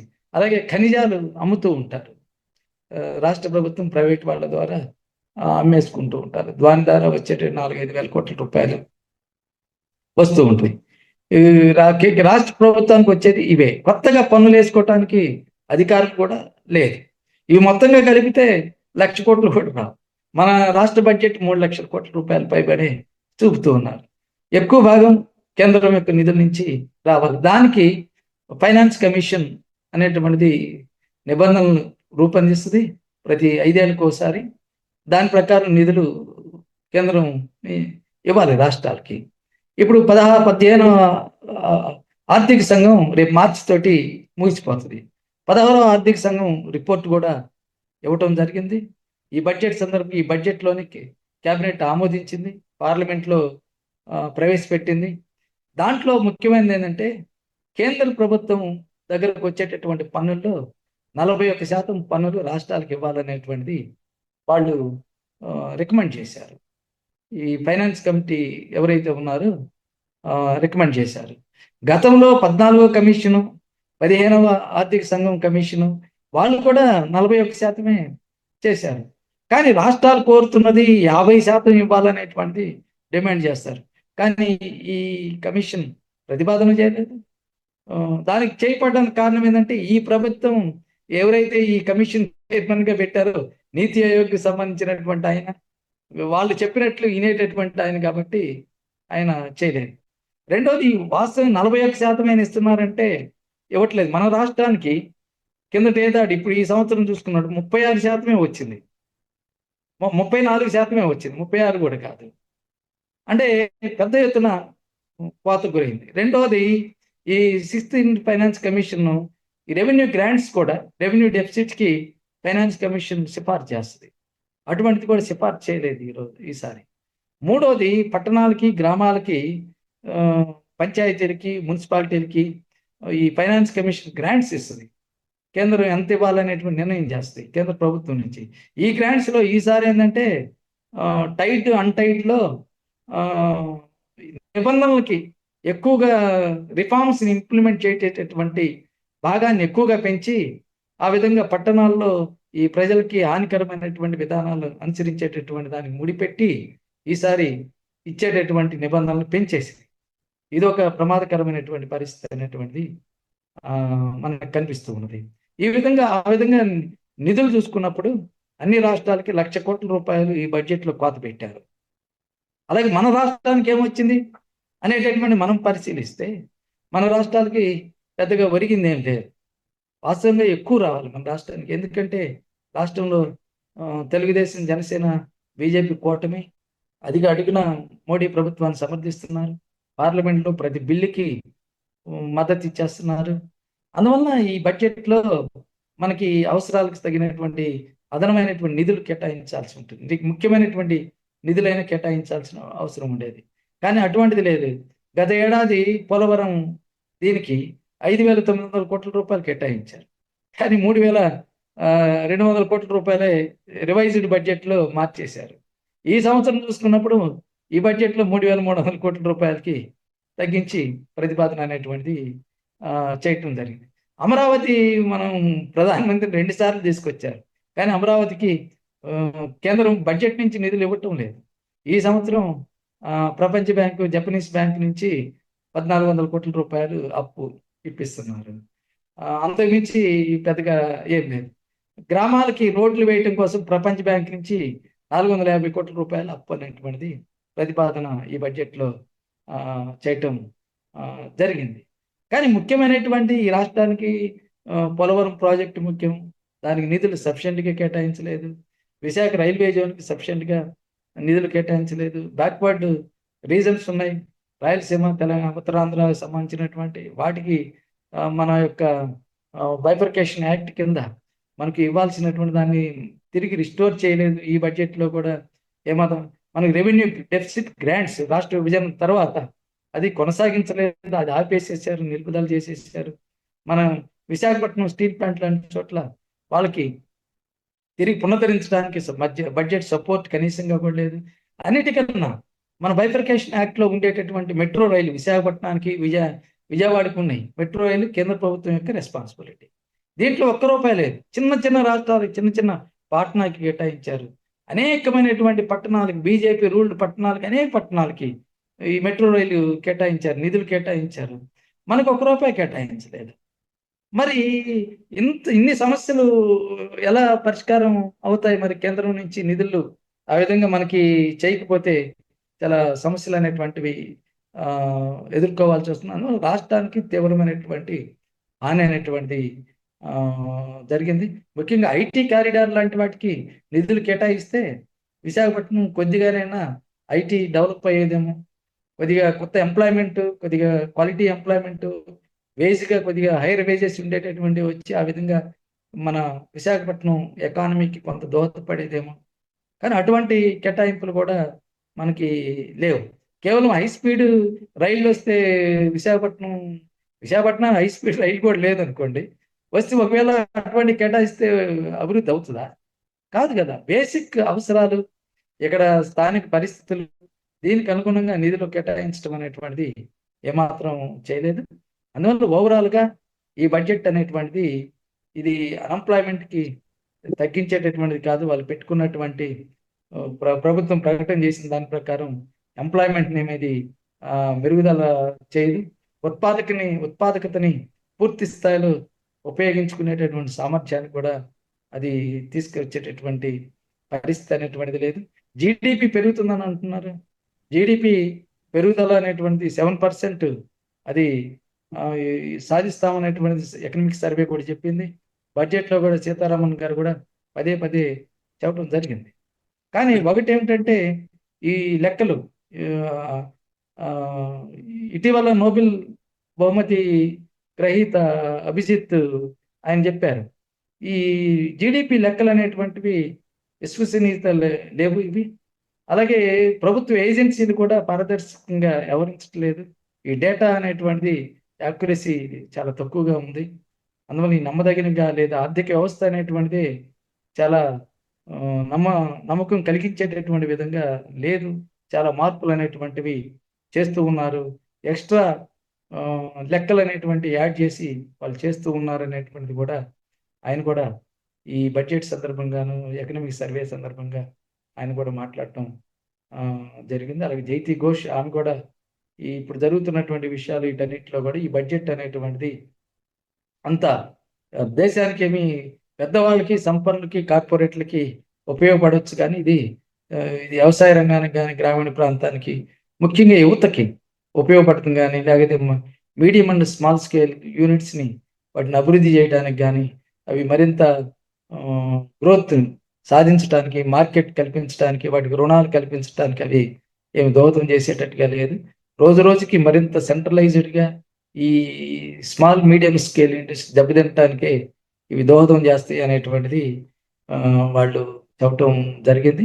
అందువల్ల ఈ బడ్జెట్ అనేటటువంటిది మనకి ఈ సమస్యలు మరింత తీవ్రతరం చేయడానికి దోహదం చేస్తే తప్ప పరిష్కారానికి ఉండదనేటువంటిది నేను భావిస్తూ ఈ అంశాలతోటి ముగిస్తూ ఉన్నాను.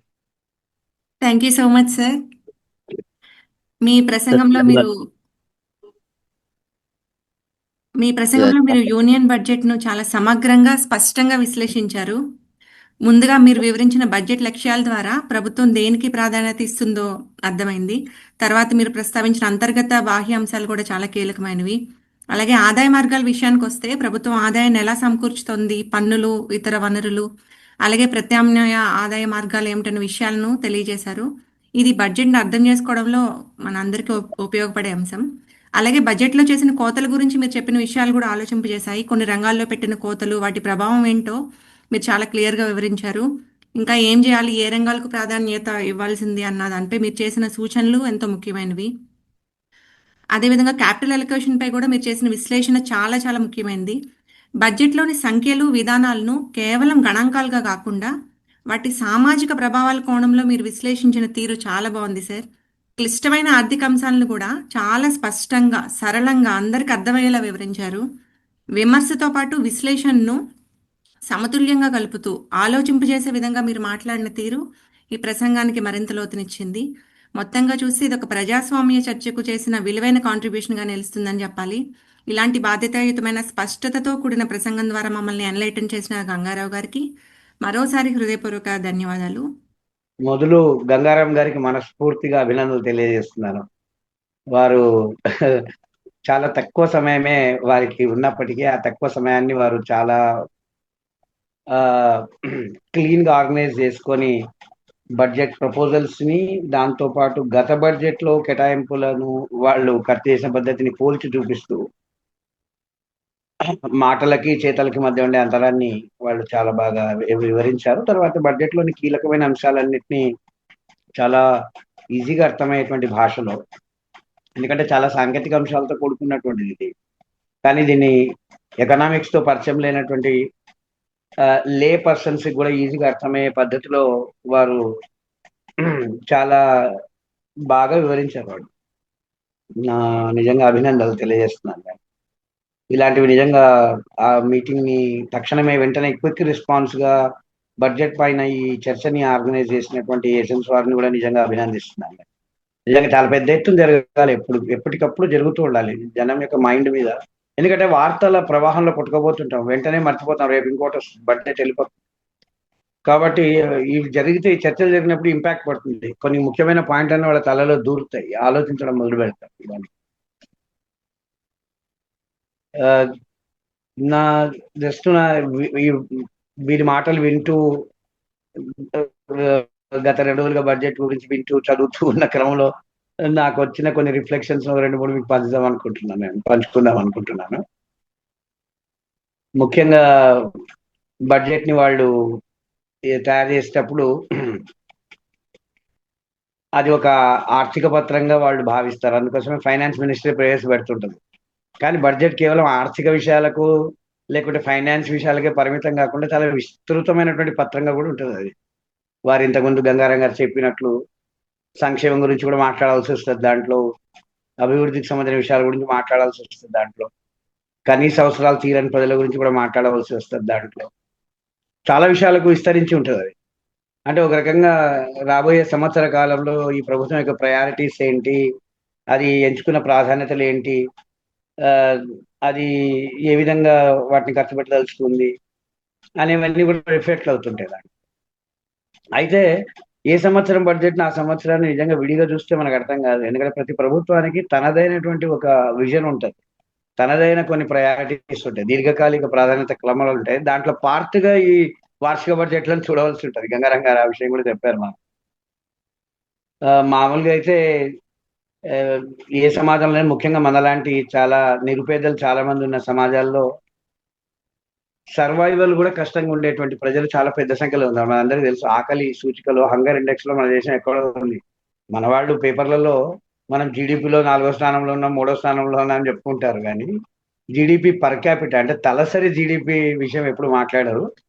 అసలు మౌలిక అవసరాలు కూడా తీరని ప్రజలు కోట్ల మంది ఉన్న ఒక దేశం ఇది. ఇప్పటికి కూడా సిగ్గుపడాల్సిన స్థాయిలో ఆఫ్రికా దేశాల సరసన ఉంది మన దేశం.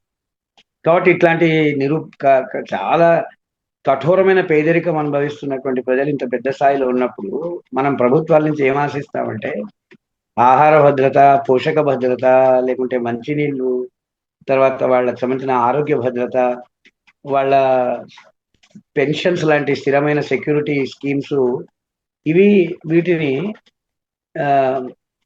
చాలా బాధ్యతగా పట్టించుకుంటారు, వాటికి ఎప్పటికప్పుడు కేటాయింపులు పెంచుతూ ఉంటారు. ఎందుకంటే ద్రవ్యోల్బణం ఉంటుంది, రూపాయి విలువ పడిపోతుంటది. కాబట్టి పెన్షన్ కూడా పోయిన సంవత్సరం వచ్చిన పెన్షన్ ఈ సంవత్సరం యాక్చువల్గా అదే పెన్షన్ ఉన్నా కానీ నిజానికి దాని విలువ పడిపోయింది, అసలైన విలువ పడిపోయింది, రియల్ వాల్యూ పడిపోయింది. పెంచుతూ ఉండాలి. కానీ మనం చూస్తున్నాం సంక్షేమానికి సంబంధించిన వరకు వీళ్ళు ఈ బడ్జెట్ లో వీళ్ళకి ఎలాంటి ప్రాధాన్యత లేదు. వీళ్ళకి ఎంతసేపు ఉన్నా ప్రభుత్వం ఖర్చు పెట్టే డబ్బులు వేస్ట్ కాకూడదు అంటే ఫైనాన్షియల్ డిసిప్లిన్ అనే దాని మీద వీళ్ళకి దృష్టి ఉంది తప్ప మానవతా దృక్పథం లేదు వీళ్ళకి. అందుకని సంక్షేమం పట్ల వీళ్ళకు ఏమాత్రం శ్రద్ధ లేదు. మనం గతంలో కూడా ఎంజీ నరేగా నిధుల విషయంలో చూసాము, ఇప్పుడు దాని పేరు కూడా మార్చారు. అయితే ఆ ఎంజీ నరేగాకు సంబంధించి గ్రామీణ క్షేత్రంలో ఉన్న వ్యవసాయ కార్మికులకు ఉపాధి భద్రత కల్పించేటువంటి చాలా కీలకమైన పథకం అది. దానికి నిధులు కేటాయించారు, నిధులు శాంక్షన్ చేయరు, పైగా బడ్జెట్లో కేటాయింపులు తగ్గిస్తారు. వ్యవసాయ రంగమే చాలా సంక్షోభంలో ఉంది, దాంట్లో మరీ వ్యవసాయ కార్మికులకు మరీ అధ్వాన పరిస్థితి. వాళ్ళకి ఎలాంటి భూమి కూడా ఉండదు, వాళ్ళకి వ్యవసాయ కూలే వాళ్ళకి ప్రధాన మార్గం. ఆ విషయంలో కూడా వీళ్ళ నిర్లక్ష్యం చూస్తారు. అట్లా మనుగడనే కష్టంగా ఉన్నటువంటి ప్రజలకు వీళ్ళు ఎలాంటి పథకాలు ఇస్తున్నారు, దానికి ఎటువంటి కేటాయింపులు చేస్తున్నారు, ఆ కేటాయింపులు పెంచుతున్నారా లేదా అనేది ఒక ఇంపార్టెంట్ ఇండికేటర్ గా మనం చూస్తాం. అట్లనే వృద్ధికి సంబంధించిన విషయాలలో కూడా వీళ్ళు వృద్ధి గురించి మా గంగారాం గారు ఇంతకుముందు అన్నట్లు వాళ్ళు ఇన్ఫ్రాస్ట్రక్చర్ మీద, వాటి మీద ఫ్రీట్ కారిడార్ అని, హై స్పీడ్ రైల్స్ అని, బుల్లెట్ ట్రైన్స్ అని ఇన్ఫ్రాస్ట్రక్చర్ మీద చాలా పెద్ద ఎత్తున పెడుతున్నామని, అంటే చాలా జిగేల్మని కనిపించేటువంటి ప్రాజెక్ట్స్ అనమాట. బాగా ఫోటోకు బాగా పనికొస్తాయి, ఫోటోలు తీయడానికి, పతాక శీర్షికల్లో రావడానికి పనికొస్తాయి. కానీ ఏ వృద్ధినైనా మనం కొలవాల్సింది ఏమి అంటే ఆ వృద్ధి వల్ల ఎంతమందికి లాభం కలుగుతుంది, ఎంతమందికి ఉపాధి కల్పన జరుగుతుంది. కానీ జనరల్ గా గత 10-15 సంవత్సరాలుగా ఈ ప్రభుత్వం అనుసరిస్తున్న వృద్ధి నమూనా ఎలాంటిది అంటే, గ్రోత్ మోడల్ ఎలాంటిది అంటే పెట్టుబడికి అనుకూలమైనది, సాంకేతిక పరిజ్ఞానానికి అనుకూలమైనది తప్ప ఉపాధికి అనుకూలమైనది కాదు. అది అంటే చాలా తక్కువ మందికి పని కల్పించి వృద్ధి నమూనాను అవలంబిస్తున్నారు వీళ్ళు. ఈ బడ్జెట్ లో ఏమైనా మార్పు ఉంటుందంటే ఏం లేదు, అదే నమూనాను కంటిన్యూ చేస్తారు. మనం గమనించినట్లయితే. సో ఒకటి సర్వైవల్ అనే విషయం దృష్టిలో పెట్టుకుంటే వాళ్ళు ఏం చేసింది ఈ బడ్జెట్, గ్రోత్ వృద్ధికి సంబంధించి ఏం చేసింది ఈ బడ్జెట్, అట్లనే మూడవది మానవ అభివృద్ధి. అంటే ఒక సమాజం యొక్క అసలైన అభివృద్ధి ఆ సమాజంలో బతుకుతున్న మానవుల యొక్క అభివృద్ధి మీదనే ఆధారపడి ఉంటుంది. ఉదాహరణకు చైనా కానీ లేకుంటే డెవలప్ చెందిన అభివృద్ధి చెందిన దేశాలను చూస్తే వాళ్ళు విద్య మీద, నాణ్యమైన విద్య పైన వాళ్ళు పెట్టే ఖర్చు, అట్లే శాస్త్ర సాంకేతిక పరిశోధన మీద వాళ్ళు పెట్టే ఖర్చు ఏదైతే ఉందో అది యాక్చువల్గా లాంగ్ టర్మ్ డెవలప్మెంట్ ను శాసించేటువంటి తక్షణమైన గ్రోత్ కాదు. దీర్ఘకాలికంగా ఆ దేశంలో అభివృద్ధి ఎంత స్థిరంగా సాగుతుంది, ఎంత బలంగా సాగుతుంది అనేది తెలియజేసేది చదువు, విద్య మీద, ఉన్నత విద్య మీద, పరిశోధనల మీద వాళ్ళు ఎంత ఖర్చు పెడుతున్నారు అనేది మనకు తెలుసు. గత 15-20 సంవత్సరాలుగా ప్రపంచం మొత్తంలోని బెస్ట్ 100 యూనివర్సిటీస్ లో ఒక్క విశ్వవిద్యాలయం కూడా భారతదేశం లేదని మనకు తెలుసు. సిగ్గుతో చచ్చిపోవాల్సిన విషయం ఇది. నిజానికి వీళ్ళకి సిగ్గు లేదు, అయితే ఈ ప్రభుత్వానికి సిగ్గు లేదు, వీళ్ళకి ప్రయారిటీ లేదు. హ్యూమన్ డెవలప్మెంట్ అనేది వీళ్ళకు ప్రయారిటీనే లేదు. కాబట్టి అట్లా 3 కోణాలలో కూడా, అంటే ఉనికి కోసం అని పోరాడుతున్న ప్రజల్లో సర్వైవల్ అనేదే కష్టంగా ఉన్న ప్రజల కోసం వీళ్ళు బడ్జెట్ ఏం చెప్తా ఉంది, ఏం చేస్తా ఉంది, వృద్ధికి సంబంధించి వీళ్ళ ప్రయారిటీస్ ఎలా ఉన్నాయి, అట్లనే దీర్ఘకాలిక అభివృద్ధికి సంబంధించిన విషయాలు వీళ్ళ లక్ష్యాలు ఏమున్నాయి, ఎలాంటి కేటాయింపులు చేస్తున్నారని 3 స్థూలమైన ఒక ప్రయారిటీస్ తీసుకున్నా, ఇండికేటర్స్ తీసుకున్నా కూడా ఈ బడ్జెట్ అనేది ఉద్యోగాలతో సంబంధం లేని వృద్ధిని, సంక్షేమ పథకాల మీద ఎలాంటి ప్రయారిటీ లేనటువంటి ఒక తత్వాన్ని, దీర్ఘకాలిక అభివృద్ధి, మానవాభివృద్ధి, విద్య, ఉన్నత విద్య, పరిశోధనలు మొదలైనటువంటి విషయాల మీద ఎలాంటి ధ్యాస లేనటువంటి వీళ్ళ నమూనా ఏదైతుందో ఆ నమూనాను కంటిన్యూ చేయాలనే ఒక సంకల్పం మనకి బడ్జెట్లో కనిపిస్తుంది. ఈ విషయాలన్నింటినీ వారు తడిమారు. చాలా సోదాహరణంగా చాలా ఉదాహరణ ఇస్తూ ఈ బడ్జెట్లో నుంచి రకరకాల హెడ్స్ ను పేర్కొంటూ వారు చెప్పారు. Thank you very much sir, once again, and thanks for. Doctor Ganga Rao గారిని మనస్ఫూర్తిగా అభినందిస్తున్నాను. చాలా సమగ్రంగా ఆయన బడ్జెట్ లో ఉన్నటువంటి విశేషాలను ఆయన వివరించారు. అందులోనూ ముఖ్యంగా negative side of the budget ని బాగా ఎక్స్ప్లెయిన్ చేశారు. నాకు నిజానికి ఆశ్చర్యం కలిగించింది ఏమిటంటే అడ్వర్స్ విమర్శలు ఎక్కువగా కనపడలేదు నాకు. అంటే అఫ్ కోర్స్ నేను హిందూ పేపర్ ఒకటే చూశాను నిన్న, ఇవాళ కూడా. హిందూ లాంటి పత్రిక కూడా ఎక్కడ మైల్డ్ తప్ప ఎక్కడ గట్టిగా విమర్శ చేయలేదు. వాళ్ళ ఎడిటోరియల్లో కూడా, నిన్నటి ఎడిటోరియల్లో చాలా ఫుల్ లెంత్ ఎడిటోరియల్ రాసింది. కానీ గంగారావు గారు తడిమినటువంటి ఏ అంశాన్ని కూడా అది స్పృశించలేదు. అది నాకు ఆశ్చర్యం కలిగించింది. తర్వాత ఎక్కడ ఇందాక మన భార్గవ్ గారు కూడా వివరించినట్టుగా, గంగారావు గారు చెప్పినట్టుగా సోషల్ సెక్యూరిటీ ఒకటి, హౌసింగ్ ఒకటి, ఇవి వీటికి కేటాయింపులు సరిగ్గా జరగకపోవడం, చాలా నెగ్లెక్ట్ అవ్వడము అది కూడా కనిపిస్తుంది. అయితే మీడియా మొత్తం అంతా నేను చూడలేదు, కానీ ఒక పాజిటివ్, ఆల్మోస్ట్ పాజిటివ్ టోన్ ఎందుకు తీసుకుందో నాకైతే అర్థం అవ్వలేదు. ఇంకేమైనా తెర వెనక విషయాలు ఏమైనా ఉన్నాయేమో నాకు తెలియదు. ఆ తర్వాత అప్పు గురించి చెప్పారు. కొన్ని లక్షల కోట్లు అప్పు చేస్తోంది, దాన్ని బడ్జెట్ ఎస్టిమేషన్ మీట్ అవ్వడానికి లక్షల కోట్లు అప్పు చేస్తోంది అన్నారు. ఇలాంటి అప్పు చేసే పరిస్థితిలో ఉన్నప్పుడు ఫ్రీబీలు ఎడాపెడా ఎందుకు ఇచ్చేస్తున్నారు? ఈ పార్టీ ఆ పార్టీ అని అన్ని పార్టీలు కూడా ఫ్రీబీలు వెదజల్లు వేస్తున్నారు. మొన్న బీహార్ ఎన్నికల్లో బీజేపీ కూడా మహిళలకి 3,000, నాకు 8,000 గుర్తులేదు, 1,000 రూపాయలు ఇచ్చారు. ఈ రకంగా చూస్తే బీజేపీ ఆర్థికత అనే దాన్ని ఒక పొలిటికల్ మంత్రదండంగా వాడుకోవడం కూడా జరుగుతోంది. దీనిలో ఈ బడ్జెట్ గురించినటువంటి అవగాహన కలిగించుకోవడంలో జనానికి జరుగుతున్న దానికి చాలా గ్యాప్ కూడా ఉంది. నాకు గంగారావు గారి స్పీచ్ వింటుంటే ఎక్స్ప్లెనేషన్స్ విశ్లేషణ నాకు ఒక ఆలోచన వచ్చింది. అసలు ఈ బడ్జెట్ దాని కూర్పు దాని గురించినటువంటి అవగాహన అసలు విద్యాలయాల స్థాయిలో ఏమైనా జరుగుతుందా అంటే నా ఉద్దేశంలో హై స్కూల్ స్థాయిలోనే ఇటువంటి పరిచయం చేయాలి, ఒక అవగాహన కలిగించాలి. దీనికి సంబంధించి విస్తృతంగా తరగతులు నిర్వహించాల్సిన అవసరం ఉంది. లేకపోతే జనానికి తెలియదు అసలు బడ్జెట్ వస్తుంది, ఏటా వెళ్ళిపోతుంది, ఏవో లెక్కలు వస్తాయి, ఆ లెక్కలు ఏం చెబుతున్నాయి, అందులో ఏముంది అనేది ఎవరికి తెలియదు, అవగాహన లేదు. ఈ అవగాహన రాహిత్యం కూడా ఒక చాలా నష్టం కలిగిస్తుంది అని చెప్పి నేను అనుకుంటున్నాను. తర్వాత ఈ కేపెక్స్ అంటే క్యాపిటల్ ఎక్స్పెండిచర్ ఎక్కువగా అదొకటే బ్యానర్ అయింది ఈసారి. అంటే మౌలిక సదుపాయాల మీద పెట్టుబడి బాగా పెంచబోతున్నట్టుగా అది చెప్తోంది. అంటే ఇందాక భార్గవ్ గారు కూడా అన్నట్టుగా జిగేలు అనిపించేలా అభివృద్ధి ఓరియంటెడ్ గా జిగేలు అనిపించేలా ఏదేదో చేసేసి ప్రపంచ దేశాల్లో మనం థర్డో ఫోర్త్ ఎకనామిక్ పవర్ గా చూపించాలనేటటువంటి ఉద్దేశం కనపడుతుంది తప్ప అందులో యాక్చువల్ గా ఇక్కడ దేశంలో జనానికి ఏం కావాలి, విద్యా ఉద్యోగ రంగాల్లో వాళ్ళ అవసరాలను మనం ఎంతవరకు తీరుస్తున్నాము, వాళ్ళ సర్వైవల్ కి వాళ్ళ కాళ్ళ మీద వాళ్ళు నిలబడడానికి మనం ఏం చేస్తున్నాము అనేటటువంటి అవగాహన తక్కువగా ఉంది. తర్వాత ఫైనల్ గా నాకు ఏమనిపిస్తుందంటే ఈ చివరికి బడ్జెట్ ను కానీ చివరికి మొత్తం దేన్నైనా సరే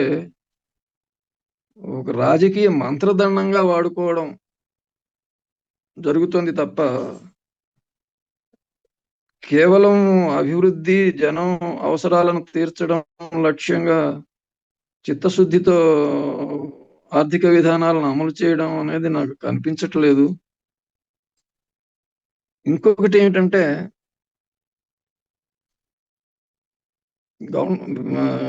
ప్రస్తుత ప్రభుత్వం అభివృద్ధి మోడల్ ని ముందుకు తీసుకెళ్లేటటువంటి ఉద్దేశంతో ఉండడానికి లేదా మేము అభివృద్ధి తీసుకొస్తున్నామని చెప్పి కనీసం అనిపించడానికి ఒక కారణం నాకు తోస్తున్నది ఏంటంటే ఇతరత్ర సామాజిక క్షేత్రంలో చాలా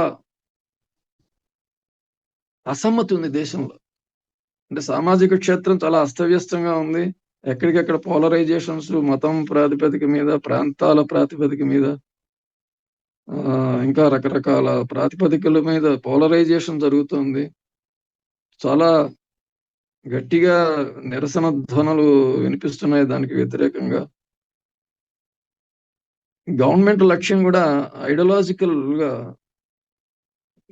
దేశాన్ని ఉద్ధరించడము, ఆర్థికంగా బలోపేతం చేయడము అన్న దానికన్నా కూడా ప్రధాన లక్ష్యం, దానికి ఒక ఎజెండా, అందరికీ తెలిసిన ఎజెండా, ఒక ఐడియాలజికల్ ఎజెండా. దాన్ని ముందుకు తీసుకెళ్ళడం కోసం ఇటువంటి అభివృద్ధి మెరిపించడం కూడా చేస్తూ ఉండవచ్చు. అంటే దానికి ఆ విమర్శలకి కాంపెన్సేట్ చేసుకోవడం కోసం ఆర్థిక విధానాలను ఉపయోగించుకోవడం కూడా జరుగుతూ ఉండొచ్చు. ఇవన్నీ కూడా చాలా ఆలోచించవలసినటువంటి విషయాలు. ముఖ్యంగా ఈ బడ్జెట్ రూపకల్పన, దానికి గురించినటువంటి ఒక పాపులర్ ఎడ్యుకేషన్ చాలా దేశంలో చాలా అవసరం అని చెప్పి నాకు అనిపిస్తుంది. ఈ అవకాశం ఇచ్చినందుకు ధన్యవాదాలు. గంగారావు గారి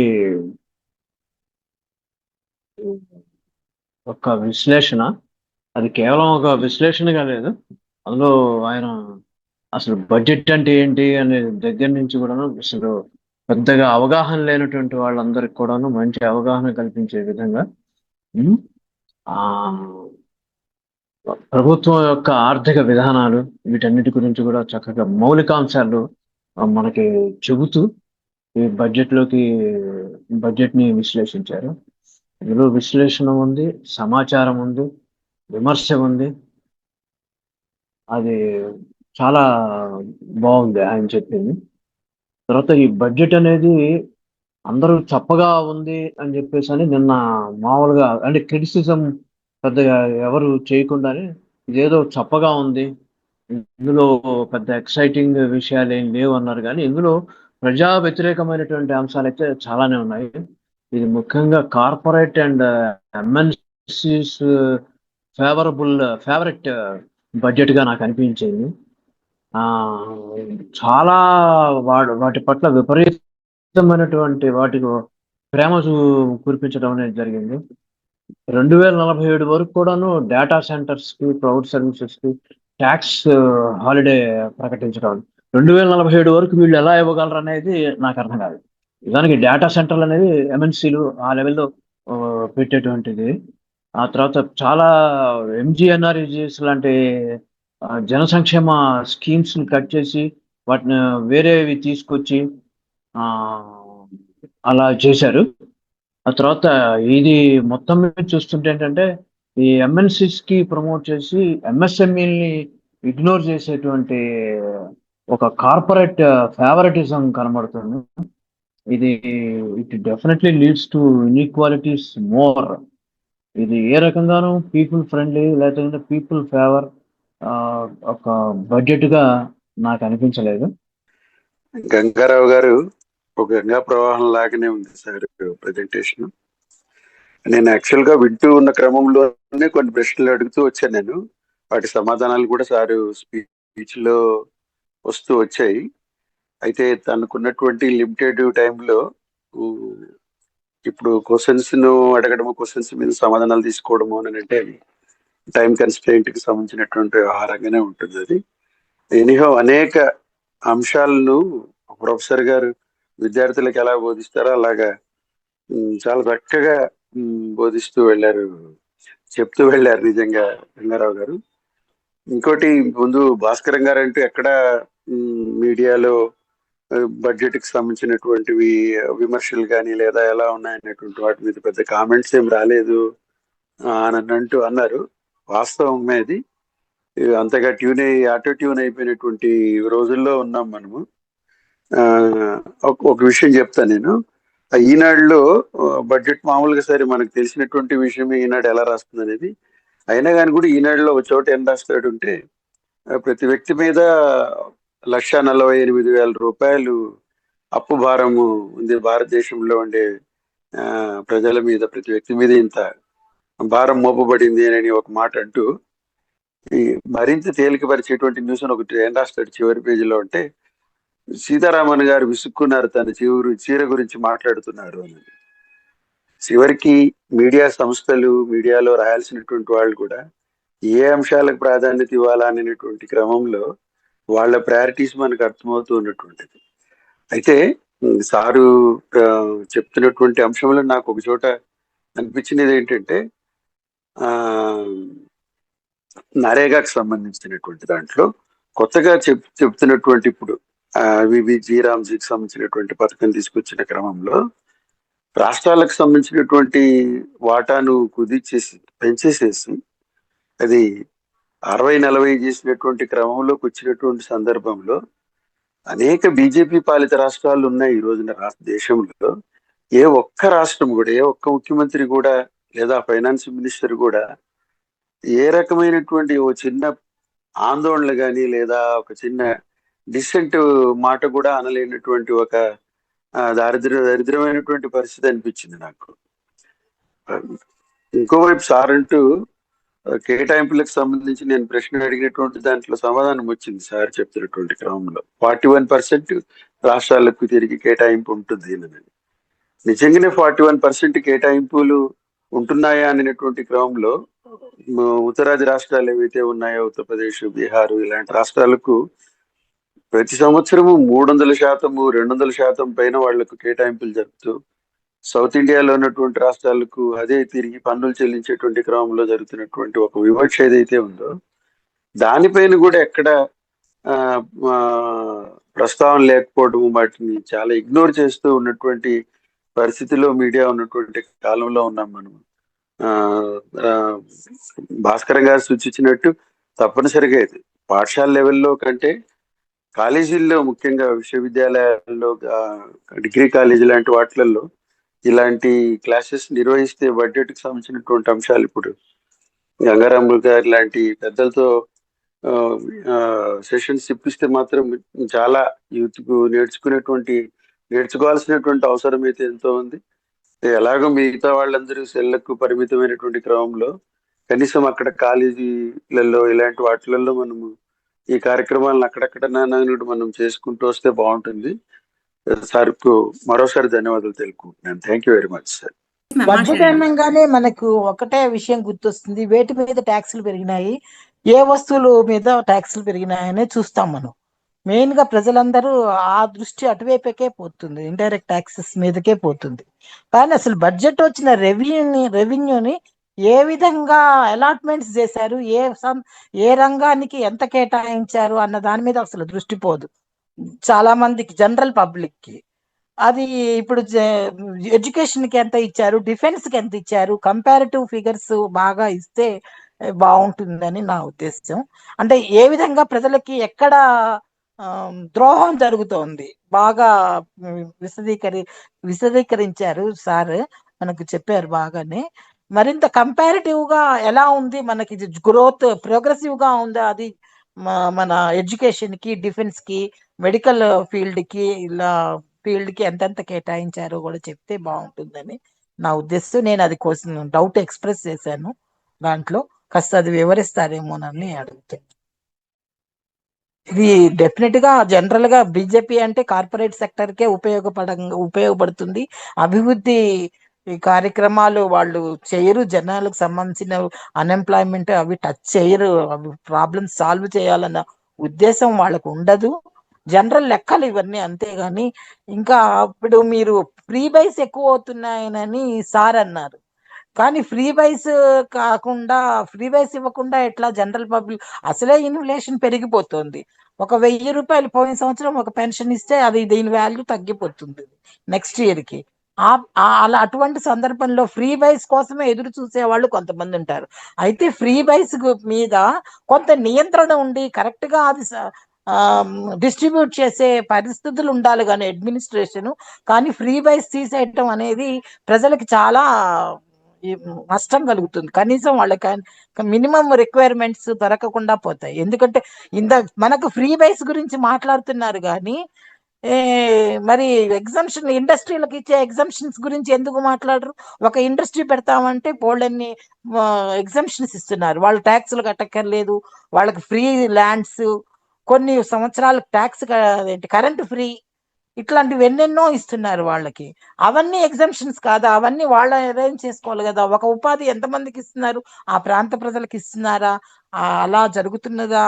నిజంగా డిస్ట్రిబ్యూషన్ సరిగ్గా జరుగుతున్నదా? దానివల్ల లాభాలు నిజంగా పొందుతున్నామా మనం? ఒక ఇండస్ట్రీ డెవలప్ అవటం వల్ల ఎంత అభివృద్ధి మనము చూడగలుగుతున్నాము, ఎవరికి అది ఉపయోగకరంగా ఉంది, ఎక్కువ ఉపయోగకరంగా ఉంది అని చెప్పనని ఆ రకంగా చూడాలి. ఫ్రీ బైస్ మీద మటుకు నా అభిప్రాయం అవి ఉండాల్సింది. కనీసం వాటి కోసం, రాజకీయ అవసరాల కోసమైనా వాళ్ళు ఫ్రీ బైస్ ఇస్తున్నారు, అది అవసరమని నా అభిప్రాయం. అది అఫ్ కోర్స్ ఇది బడ్జెట్ రిలేటెడ్ కాదనుకోండి. కానీ ఇంకొక విషయం, సార్ మటుకు కల్లూరి భాస్కరం గారు ఒక ఇంపార్టెంట్ విషయం చెప్పారు. ఇది బేసిక్. ఇప్పుడు మేము ఎవ్రీ ఇయర్ బడ్జెట్ మనం వింటాము, బడ్జెట్ జరిగే టైంలో ప్రతి ఒక్కళ్ళు ఆ గంటన్నర ప్రతి ఒక్కళ్ళు వింటారు.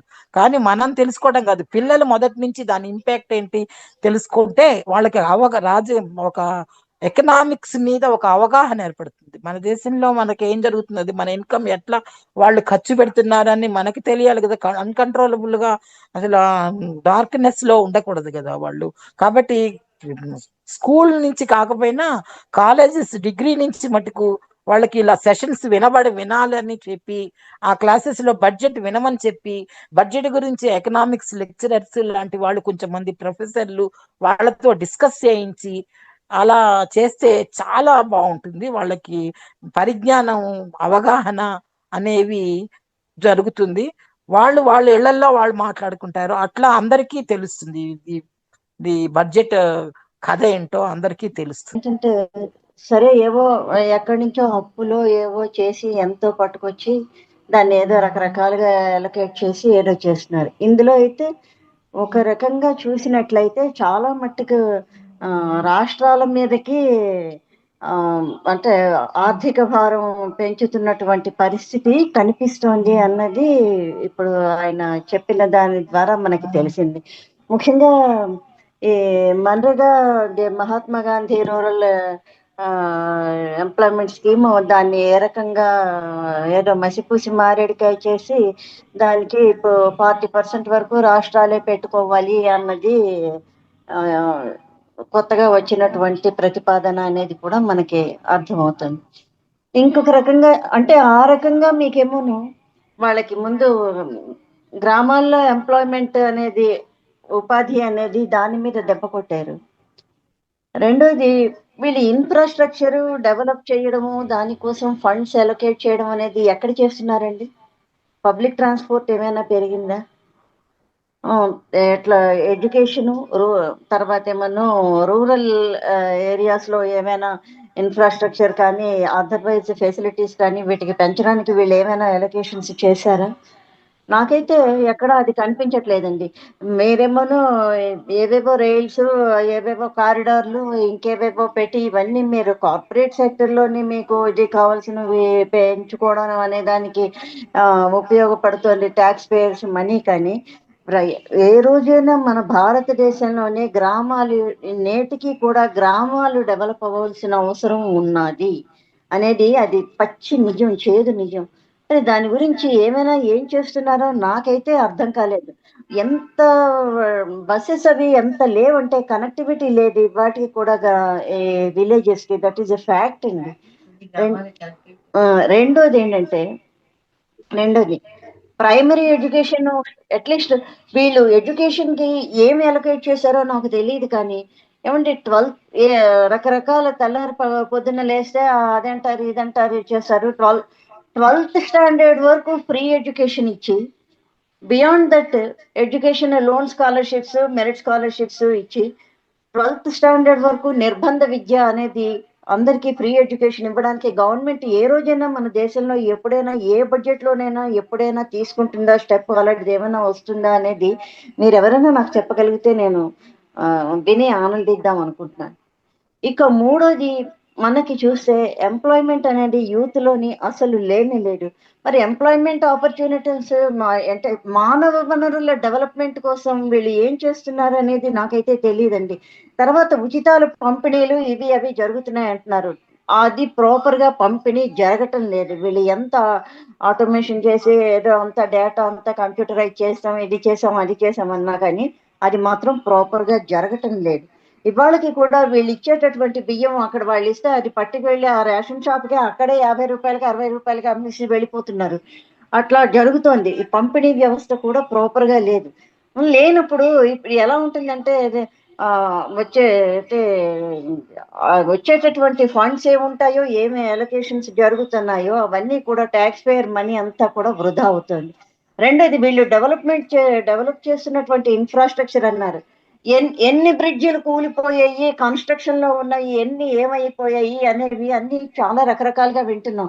మరి అలాంటి who will compensate for all those losses? వాటి గురించి ఎక్కడైనా ఏమైనా మాట్లాడారా అసలు అనేది నాకు బడ్జెట్ లో అవి మాట్లాడవలసిన అంశాలు అవునో కాదో కూడా నాకు తెలియకుండానే నా ఇగ్నోరెన్స్ తోటే నేను just presenting my doubts before you, మీ ముందు పెడుతున్నాను. ఇన్ని రకాల లాసెస్ జరుగుతాయి. పెద్ద పెద్ద ప్రాజెక్ట్స్ అదేదో బ్రిడ్జ్ కట్టారంటే దానికి పెద్ద పెద్ద బీటలు వేసేసి పగుళ్ళు వేసేసి ఇదైపోయి కన్స్ట్రక్షన్ లో ఉన్నటువంటి ఇవన్నీ కూలిపోతున్నాయి అంటే ఎన్ని కోట్లు అవుతాయి? వాటికి ఏ రకంగా ఎంత వృధా అవుతోంది, దానికి ఎక్కడైనా మరి ఎందుకంటే ఏదైనా ఒక రూపాయి వచ్చినప్పుడు రూపాయి రాక, రూపాయి పోక, రూపాయి ఏ రకంగా నష్టమైపోతుంది, ఇన్ని ఇన్పుట్స్ ఇస్తూ ఉంటే what is the output, what is the gain, ఇవన్నీ చూస్తాం కదా. సో ఇటువంటి విషయాల మీద ఏమైనా దృష్టి పెడుతున్నారా, ఏమైనా జరుగుతోందా అని. తర్వాత ఏ దేశానికైనా ఫస్ట్ ఏంటంటే మానవ వనరుల్ని స్ట్రెంథెన్ చేసుకుని, మీకు కోట్లు కోట్లు వచ్చి పడిపోయినా కానీ మీకు ఈరోజు యువత బేకార్గా తిరుగుతున్నారు. Most of the people are unemployed and under employed. So మరి వీళ్ళ గురించి ఏ రకంగా ఈ మానవ వనరుల్ని వీళ్ళని మనకేమో డిజాస్టర్ గా కాకుండా వీళ్ళని డివిడెండ్స్ గా మార్చుకుందుకు ఏ రకమైనటువంటి ప్లాన్ ఆఫ్ యాక్షన్ ఏమైనా బడ్జెట్ లో రిఫ్లెక్ట్ అవుతుందా? అలాంటిది ఏమైనా వీళ్ళు చేశారా? అంటే నేను బడ్జెట్ స్పీచ్ అయితే నేను వినలేదు, ఎప్పుడు దాని మీద పెద్ద దృష్టి పెట్టను. అంటే ఈరోజు మీరు వచ్చి చెప్పారు కాబట్టి ఈ అంశాల్లో ఏమైనా అటువంటి వాటిని గురించి అంటే బాగా ఫంక్షన్ చేస్తున్నటువంటి ప్రభుత్వ రంగ సంస్థల్ని కూడాను వాటిని కూడా మాట వరుసకి మా విశాఖపట్నంలో అది స్టీల్ ప్లాంట్ కాబట్టి అందరికీ తెలిసిందే. మరి అలాంటి వాటిని కూడా వాళ్ళు ఏదో రకరకాల మతలబులు చేసి దాని అంతటిని కూడా ప్రైవేట్ సెక్టర్లోకి వెళ్ళిపోయేట్టుగా చేస్తున్న ఆలోచనలు ఏవో జరుగుతున్నాయి అనేది ఉంది. మరి వాటి గురించి ఏ రకంగా అంటే ట్యాకిల్ చేస్తారా ఇష్యూస్ అనేవన్నీ తెలియవు. ఇన్ని ఉండగా వీళ్ళు ఏం చేస్తున్నారంటే పనికి మాలిన సమాజాన్ని డివైడ్ చేసేటటువంటి పనికి మాలిన కాన్సెప్ట్స్ అన్ని పెట్టి దేశాన్ని మాత్రం రకరకాల ద్వేషాలు పెంచుతున్నారు. చాలా డౌట్స్ ఉన్నాయండి. మనము సంక్షేమం గురించి మాట్లాడుతున్నాం. సంక్షేమంలో 80 కోట్ల మందికి ఫ్రీ రేషన్ ఇస్తున్నాము అని చెప్తున్నారు. 45 రూపాయలకి కొంటున్నారు, రూపాయికి ఇస్తున్నారు. నిజానికి ఎంతమందికి అవసరం ఉంది ఆ నీడ్? ఎందుకంటే నేను నా చుట్టూ చూసిన వైట్ రేషన్ కార్డ్స్ ఉన్న వాళ్ళు ఎంతో మంది, వాళ్ళకి అదర్ ఎంప్లాయ్మెంటో అదర్ ప్రాపర్టీసో అన్నీ ఉండి కూడా రేషన్ కార్డ్స్ తీసుకుంటున్నారు. ఇవన్నీ కూడా మిస్యూజ్ అవుతున్నాయి. నిజంగా నీడీ పర్సన్కి డైరెక్ట్ క్యాష్ ట్రాన్స్ఫర్స్ జరిగినప్పుడు చాలా తక్కువ ఇదిలో ఎక్కువ మందికి బెనిఫిట్ జరుగుతుంది. ఆ విధంగా ప్రజలు అడగట్లేదు, ప్రభుత్వాలు చేయట్లేదు. ఇంకొకటి పెన్షన్స్, నేను ఇప్పుడే గూగుల్లో చెక్ చేశాను. Around 8.5 to 9% central government employees ఉన్నారు టోటల్ వర్క్ ఫోర్స్లో. వాళ్ళకి పెన్షన్స్ మీద అలొకేట్ చేసింది ఆల్మోస్ట్ 4 lakhs, అంటే 3 ఉంది, అరౌండ్ 4 lakhs crores అలొకేట్ చేశారు. సో వీళ్ళు ఉన్నది ఎంతమంది? మిగిలిన ప్రజలలో ఎంతమంది ప్రైవేట్ ఉద్యోగాలు చేసుకుంటూనో వ్యాపారాలు చేసుకుంటూనో బ్రతుకుతున్నారు? వాళ్ళందరికీ పెన్షన్స్ లేవు. మీరంతా శాలరీస్ ఎందుకు అసలు పెన్షన్ ఇవ్వాలి? మరి మేమంతా కూడా ఉద్యోగాలు చేస్తున్నాము, ప్రైవేట్ జాబ్స్ చేస్తున్నాము, మాకెవరికి పెన్షన్స్ రావట్లేదు. మిస్యూజ్ జరుగుతున్నాయి. అట్ ది సేమ్ టైం ప్రభుత్వము ఫాస్ట్ ట్రైన్స్ అని, బుల్లెట్ ట్రైన్స్ అని, ఇలాంటివి చాలా వాటి మీద, అవసరం లేని వాటి మీద లక్షల కోట్లు ఖర్చు పెడుతోంది. నిజానికి ప్రజలకు అవసరమైనది అంత ఎక్కువ ఖర్చు పెట్టాల్సిన అవసరం లేదు, కానీ పెడుతూ ఉంది. ఇంకొకటి women welfare and children welfare, ఇలాంటివి కూడా అలొకేట్ చేస్తున్నారు, కానీ నిజానికి ఎక్స్పెండిచర్ యాక్చువల్గా అది కన్జ్యూమ్ అవ్వట్లేదు. ఆ ఫండ్స్ వాటి గురించి క్వశ్చన్ చేయాల్సింది. ఇలాంటి చాలా ఉన్నాయండి. మనము సింపుల్ అండి, బడ్జెట్ గురించి మాట్లాడుకుంటే ప్రతి ఇంటి వాళ్ళు, ప్రతి ఉద్యోగం చేస్తున్న వాళ్ళు, వ్యాపారం చేస్తున్న వాళ్ళు ఎవరైనా కానీ వాళ్ళ ఇంటి బడ్జెట్ వాళ్ళకు ఉంటుంది. మన బడ్జెట్ని మనం ఎలా పెట్టుకుంటామో దేశం బడ్జెట్ కూడా అలాంటిది. మనకు ఇప్పుడు మనకు 1 లక్ష రూపాయలు ఆదాయం వస్తే 2 లక్షలు ఖర్చు పెడితే అప్పుల పాలైపోతాము. సేమ్ అదే జరుగుతుంది. సంక్షేమం అనేది ఇవ్వాలి, నిజంగా నీడెక్కి ఇవ్వాలి, ఆ విషయంలో తప్పు లేదు. కానీ పొలిటికల్గా వాళ్ళ పవర్ కోసం జరుగుతున్న ఆటల్లో అటు సెంట్రల్ గవర్నమెంట్, స్టేట్ గవర్నమెంట్స్ అందరూ కూడా ప్రజల్ని, నిజంగా ప్రతి కన్స్యూమర్ ఒక ట్యాక్స్ పేయర్. మనం రూపాయి పెట్టి ఒక వస్తువు కొంటే 40 పైసలు ట్యాక్సుల రూపంలో చెల్లిస్తున్నాం. ఆ డబ్బంతా ఎక్కడికి వెళ్తుంది? 60% సెంట్రల్ గవర్నమెంట్ నుంచి 60% స్టేట్స్కి వస్తున్నాయి. ఆ స్టేట్స్కి వచ్చిన దాన్ని వీళ్ళంతా స్థానిక ప్రభుత్వాలకు ఇస్తున్నారు. మొత్తం సెంట్రలైజ్ అయిపోయింది అక్కడ, స్టేట్ లెవెల్లో కానీ సెంట్రల్ లెవెల్లో కానీ. వీటన్నిటి వల్ల కూడా ప్రజలు నిజంగా ఎటువంటి ఎంప్లాయ్మెంట్ క్రియేట్ అవ్వట్లేదు. నేను గవర్నమెంట్ జాబ్స్ ఇవ్వాలని నేను అడగట్లేదు, కానీ ఎంప్లాయ్మెంట్ క్రియేట్ అవ్వాలి. ఇది ఎక్కడ జరుగుతుంది? ఇవన్నీ కూడా మనము అంటే చాలా సూపర్ఫిషియల్ గా మాట్లాడుతున్నాం అనిపించింది నాకు. సో ఇన్ డెప్త్ గా మనము దీని గురించి ఇంకొద్ది మాట్లాడితే బాగుంటుంది అని అనిపించే విషయం ఏంటి అంటే, బీజేపీ సాధారణ ప్రజల కోసం ఆలోచిస్తుంది అనే ఊహే చాలా కామెడీగా అనిపిస్తుంది. ఎందుకంటే వీళ్ళు ఏం చేసినా కానీ 5% 10% ఉన్నటువంటి బాగా డబ్బులున్న వాళ్ళ కోసం మాత్రమే చేస్తారు ఏ పని చేసినా. అయితే ఎక్కడ కూడా మీకు బడ్జెట్లో కనిపిస్తుంది కేవలం పలానా వాళ్ళకి మేలు చేస్తున్నట్టు కనబడుతుంది తప్ప, ఫీల్డ్ మీదకి వచ్చేసరికి కంప్లీట్గా అందులో 50% ఖచ్చితంగా వాళ్ళకి నష్టం కలిగించే విధంగానే ఉంటుంది. అయితే జనరల్గా బడ్జెట్ రాగానే అందరూ ఆ రోజు ప్రవేశపెట్టిన బడ్జెట్ మీద మాట్లాడతారు, కానీ యాక్చువల్గా నాకేమనిపిస్తుంది అంటే అసలు పోయిన సంవత్సరం బడ్జెట్ని చర్చకు పెట్టాలి. ఆ రోజు నుంచి ఈ రోజు వరకు వీళ్ళు ఎలా ఖర్చు పెట్టినారు, ఎంత డబ్బునని చెప్పేసి మనం వెరిఫై చేస్తే 50% కంటే ఎక్కువగా దాంట్లో ఖర్చు పెట్టినట్టు ఉండదు, మొత్తం కంప్లీట్ డీవియేట్ చేస్తారు. అయితే ఈ రోజుల్లో ఈ గత 15 years నుంచి బడ్జెట్ని కూడా ఏం చేసినారంటే ఇది ఒక పార్టీ మేనిఫెస్టో లాగా క్రియేట్ చేసినారు అందరికీ. అంటే వాళ్ళకు అవకాశం ఉంటే చేస్తాం లేకపోతే లేదు అని. కానీ ఇది పార్లమెంటు, అసెంబ్లీ లాంటి చట్టసభల్లో మనం ఒక బడ్జెట్ని ప్రవేశపెట్టినాము, దీన్ని చట్టపరంగా దానికి ఆమోదింపజేసినాము, ప్రజల్లోకి తీసుకెళ్ళినాము. అట్లాంటి దాన్ని మనం 1% కూడా డీవియేట్ చేయకుండా కంపల్సరీగా దానికి అలొకేట్ చేయాలనే విషయాన్ని కూడా మర్చిపోయి వాళ్ళకి నచ్చిన విధంగా చేస్తున్నారు. ఇప్పుడు బడ్జెట్లు పెట్టేది మొత్తం కూడా కేవలం ప్రజల్ని మభ్యపెట్టడం కోసం చేసిందే. దీంట్లో మీరు ఇది మంచిగుంది అని చెప్పినా చెడ్డగుందని చెప్పినా అది కంపల్సరీగా దానికి మంచిగున్నదేమో తగ్గిపోతుంది, దాని మంచి యొక్క పర్సంటేజ్, చెడు మాత్రం ఇంకొంచెం ఎక్కువనే జరుగుతుంది ప్రజలకు. ఇంకొక విషయము, మీకు వీళ్ళకి ఎవరికి కూడా చదువుకోవడం అనేది ఇష్టం ఉండదు, అంటే ఎక్కువ మంది చదువుకోవద్దు, అలా అని మనం చదువుకు కేటాయించినట్టుగా ఉండకూడదు. కాబట్టి వీళ్ళు ఏం చేస్తారంటే బడ్జెట్లో మనకి ఎక్కువ చూపిస్తారు. ఈసారి మనకు ఉన్నత విద్యకి 18% 13% చూపిస్తున్నారు చూడడానికి, కానీ యాక్చువల్గా మీకు ఫీల్డ్ మీదకి వచ్చేసరికి మనకు డెఫిసిటే 10% ఉంటుంది, వాళ్ళు అలొకేట్ చేయరు. అలానే ఇప్పుడు న్యూ ఎడ్యుకేషన్ పాలసీ పేరుతోని కొత్తగా కొన్ని క్రియేట్ చేస్తున్నారు. ఏంటి అంటే వాళ్ళకు నచ్చినటువంటి విద్యా విధానంలోనే, అంటే ఫర్ ఎగ్జాంపుల్ చెప్తే ఈ చేతబడి లాంటివి, మంత్రాలు, అదేవిధంగా చనిపోయిన వాళ్ళకి కర్మకాండల కోసం యూనివర్సిటీలు స్థాపించడం, వాటిల్లో చదువు చెప్పడం, వీటికి అలొకేట్ చేస్తారు ఆ డబ్బులు మొత్తం. మనకు చూడడానికి ఏమో ఎడ్యుకేషన్కి ఇచ్చినట్టే ఉంటుంది, ఇవి కూడా ఎడ్యుకేషన్లో భాగంగానే వీళ్ళు క్రియేట్ చేసినారు. అలానే ఈ దేశంలో 80% ప్రజలు మధ్యతరగతి ప్రజలే ఉంటారు. కంప్లీట్ మధ్యతరగతి 80% ఉంటే, అంటే కంప్లీట్ పేదలు 5% ఉంటారు, కంప్లీట్గా హై రిచ్ ఇంకో 5% ఉంటారు. వీళ్ళు ఎవరిని దెబ్బ కొడతారంటే 5% ఉన్నటువంటి పూర్వాళ్ళు ఎలాగో పూర్లోనే ఉంటారు.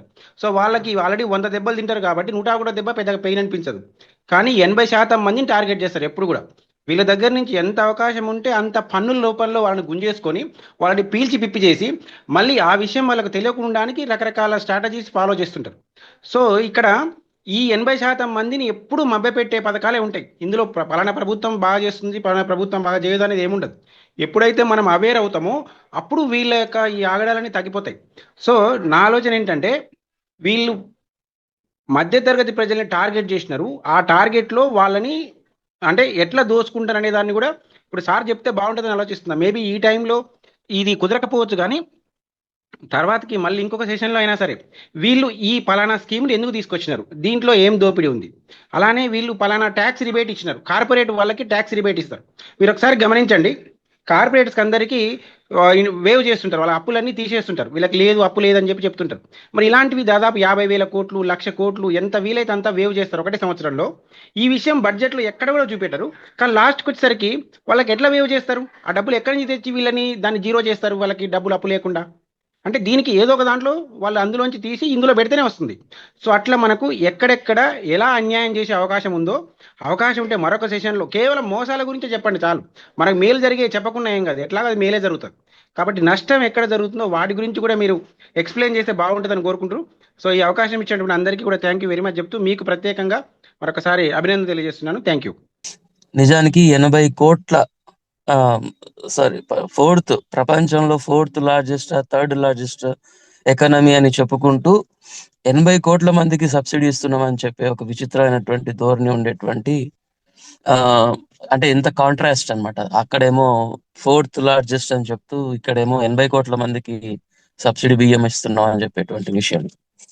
సో అట్లా ఉండే ఒక సిచ్యువేషన్ లో ఈ రోజు మనం బడ్జెట్ గురించి మాట్లాడుకుంటున్నాము. నిజానికి నేను బడ్జెట్ ని కొంత ఫాలో అయ్యాను.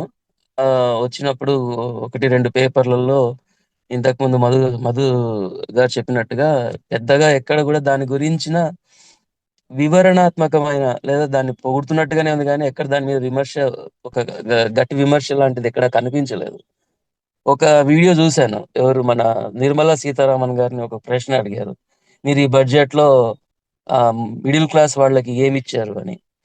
ఆమె నోరు తెల్లేసింది, ఏమంటారు, నోరు తెరిచి అవునా అన్నట్టుగా. రెండోది ఏంటంటే, ఆమె చెప్పిన ఆన్సర్ కి అడిగిన ప్రశ్నకి సంబంధం లేకుండా ఏదో ఎడ్యుకేషన్ విషయంలో మేము ప్రైవేట్ కాలేజీలు తెచ్చాము, మిడిల్ క్లాస్ వాళ్ళకి ఏం చేశారంటే మేము ప్రైవేట్ కాలేజీలు తెచ్చాము, దాంట్లో అందరికి అన్ని రకాలైనటువంటి కోర్సులు అవైలబుల్ చేసామని చెప్పింది ఆమె actually. So I don't know ఏంటి పరిస్థితి. ఒక స్పష్టమైనటువంటి విధానం ఏమీ లేదనిపిస్తుంది బడ్జెట్ లో. రెండోది, క్లియర్ గా కార్పొరేట్ వాళ్ళకి మాత్రమే మేము ఊడిగం చేయడానికి రెడీగా ఉంది భారత ప్రభుత్వము. అంతకు మించి మీకు పెద్ద బడ్జెట్ అంటే అది మాత్రమే అనే ఒక ధోరణి కనపడింది.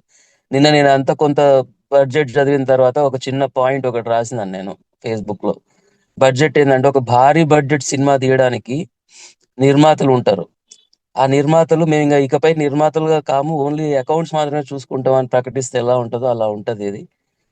అంటే తమ బాధ్యతల నుంచి, గవర్నమెంట్ తమ బాధ్యతల నుంచి, దేశాన్ని నిర్మించే తమ బాధ్యతల నుంచి పక్కకు తొలగి మేము ఓన్లీ ఫెసిలిటేట్ చేస్తాం, లెక్కలు చూసుకుంటాం, ఫిజికల్ డిసిప్లైన్ అన్నది ఒకటి ఉంటది, అది ఉండేటట్టుగా జీడిపి ఎంత ఉంది, అవన్నీ హెల్దీగా మెయింటైన్ చేస్తున్నాం చూడండి అని చెప్పుకునేటందుకు ఒక ప్రచారంగా చేసుకునేటందుకు తప్పిస్తే బడ్జెట్ పెద్దగా ఉపయోగపడేటట్టు అనిపించలేదు. సో అదే ధోరణి కొనసాగిస్తున్నారు యాక్చువల్ గా.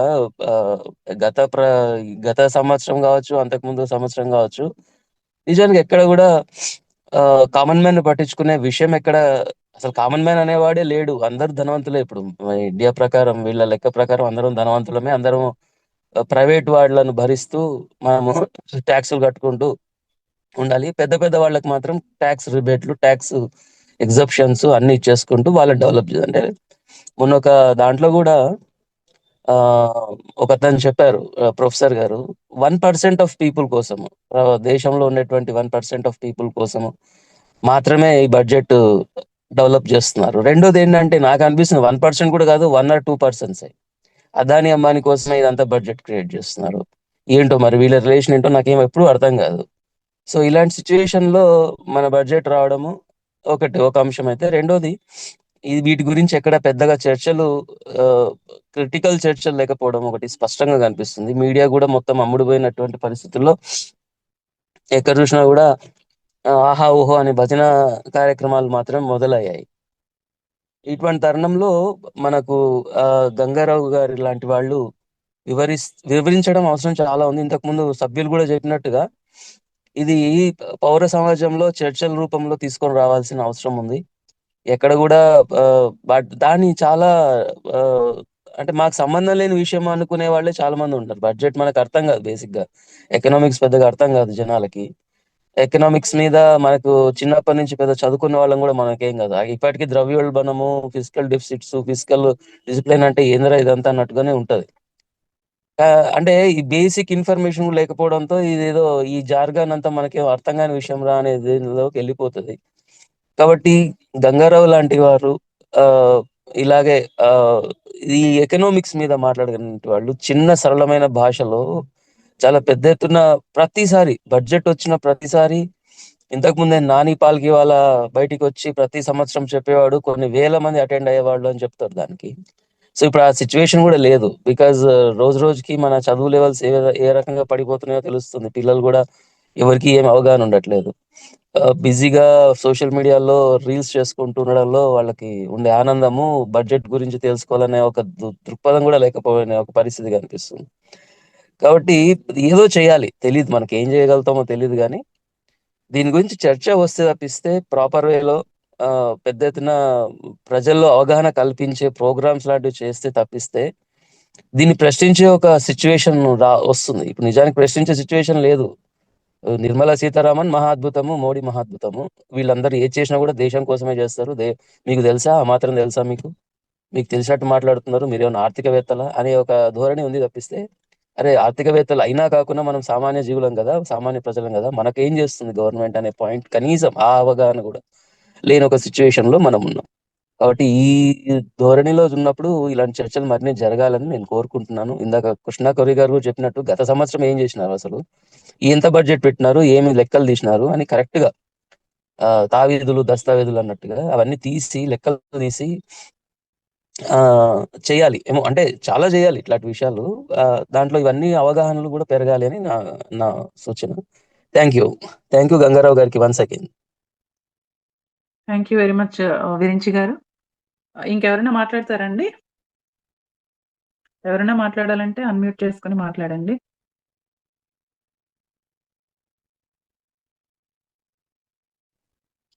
హలో, నమస్కారం అండి.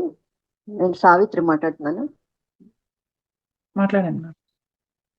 ఇప్పుడు ఇంకొక విషయం ఏంటంటే, మన ఎకానమీని బాగా దెబ్బతీస్తున్నది అంటే, ఈ పాయింట్ మళ్ళీ రెలవెన్స్ గురించి నాకు తెలియదు, కానీ మన ఎకానమీని బాగా దెబ్బతీస్తున్నది పొల్యూషన్ అని మొన్న గీతా విశ్వనాథ్ ఆమె కూడా అన్నారు.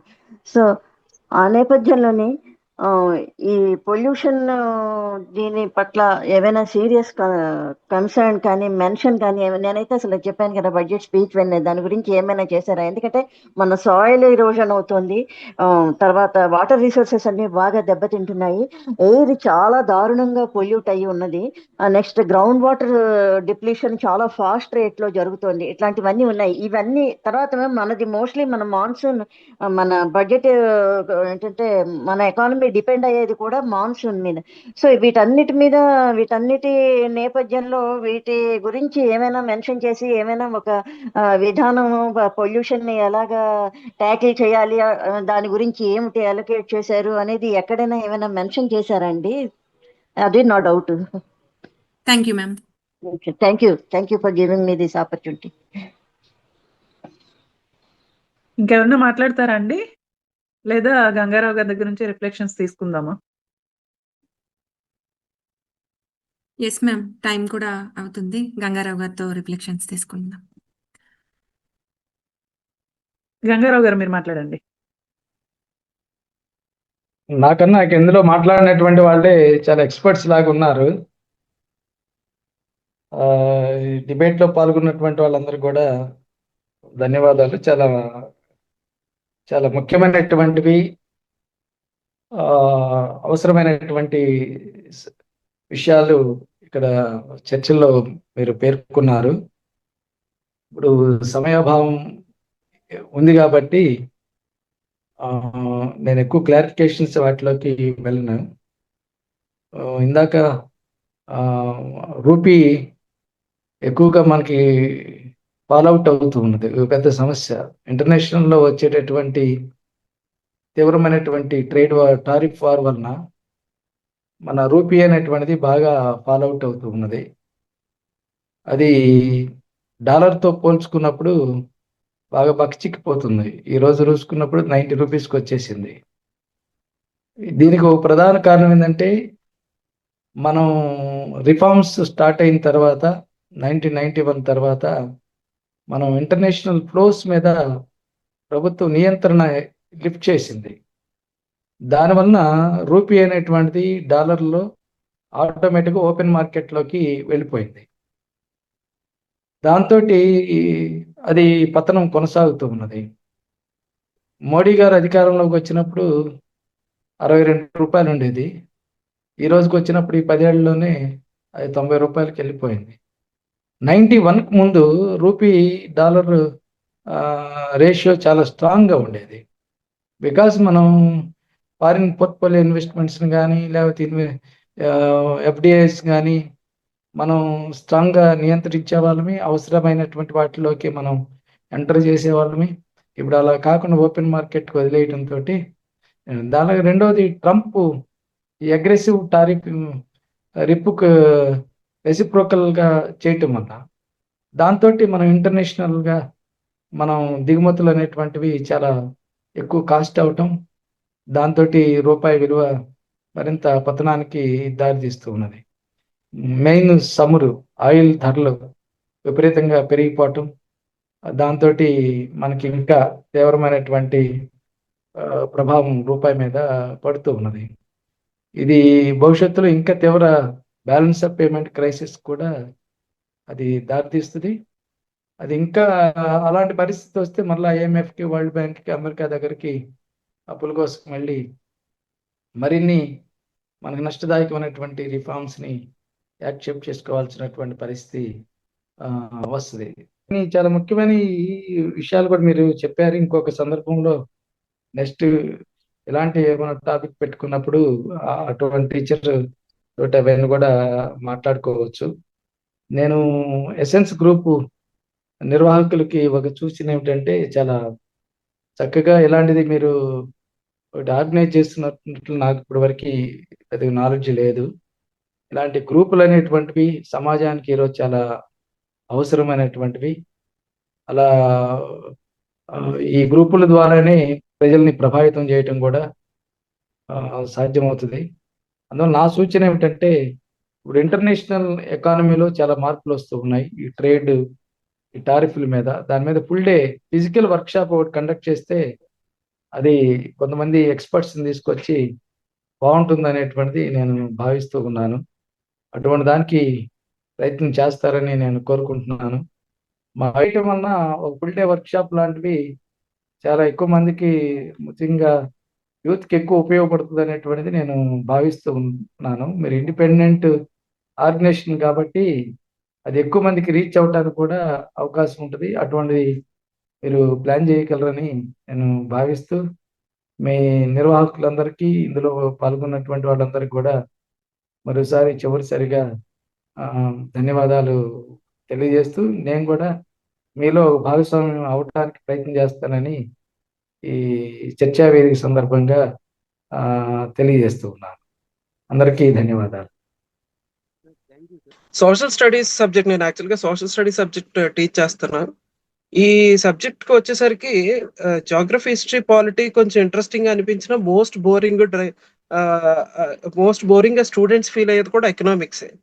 అయితే ప్రెసెంట్ కరికులం, NCERT కరికులంలో ఉన్న టాపిక్స్ ఎక్కడి నుంచి ఎక్కడ ఆగిపోతున్నాయి అంటే ఎకనామిక్స్లో ఎస్పెషలీ రిసోర్సెస్ గురించి మాట్లాడుతూ అలాగా నేషనల్ ఇన్కమ్, GDP దగ్గర ఆగిపోతుంది. కానీ బడ్జెట్ గురించి ఎక్కడ కూడా ఒక డీటెయిల్డ్ కాన్సెప్ట్ లేదు సార్. దానివల్ల ఏమవుతుందంటే ఈరోజు ఇలాంటి బడ్జెట్ డిస్కషన్ జరిగినప్పుడు చాలా మంది యంగ్స్టర్స్ కి at least student level 10th class student లో కూడా GDP 10th క్లాస్ కరికులం లో కూడా GDPతో ఆగిపోతుంది ఆ కరికులం. సో బడ్జెట్ గురించి కూడా డెఫినెట్ గా ఉంటే బాగుంటది. As many of the Kalluri Bhaskaram గారు చెప్పారు, ఎడ్యుకేషన్ సిలబస్ లో కూడా ఉంటే బాగుంటుందని. బట్ ఈ సెషన్ లో చాలా క్లియర్ గా బడ్జెట్ మీద, బడ్జెట్ అలొకేషన్స్ గురించి చాలా అర్థవంతంగా అర్థమయ్యేటట్టు గంగారావు గారు చెప్పారు. ఈ రోజు నిర్వహించిన యూనియన్ బడ్జెట్ 2026-27 విశ్లేషణ కార్యక్రమాన్ని విజయవంతంగా పూర్తి చేసినందుకు ద ఎసెన్స్ గ్రూప్ తరపున ముందుగా మీ అందరికీ హృదయపూర్వక ధన్యవాదాలు తెలియజేస్తున్నాను. ఈ సమావేశానికి వక్తగా పాల్గొని యూనియన్ బడ్జెట్ 2026-27లోని ముఖ్య అంశాలను స్పష్టంగా మరియు సమతుల్యంగా విశ్లేషించిన డాక్టర్ బి గంగారావు గారికి మా ప్రత్యేక కృతజ్ఞతలు. సమాజ అంశాలపై ఆయనకున్న లోతైన అవగాహన, బాధ్యతాయుతమైన దృక్పథం ఈ చర్చకు విలువను చేకూర్చాయి.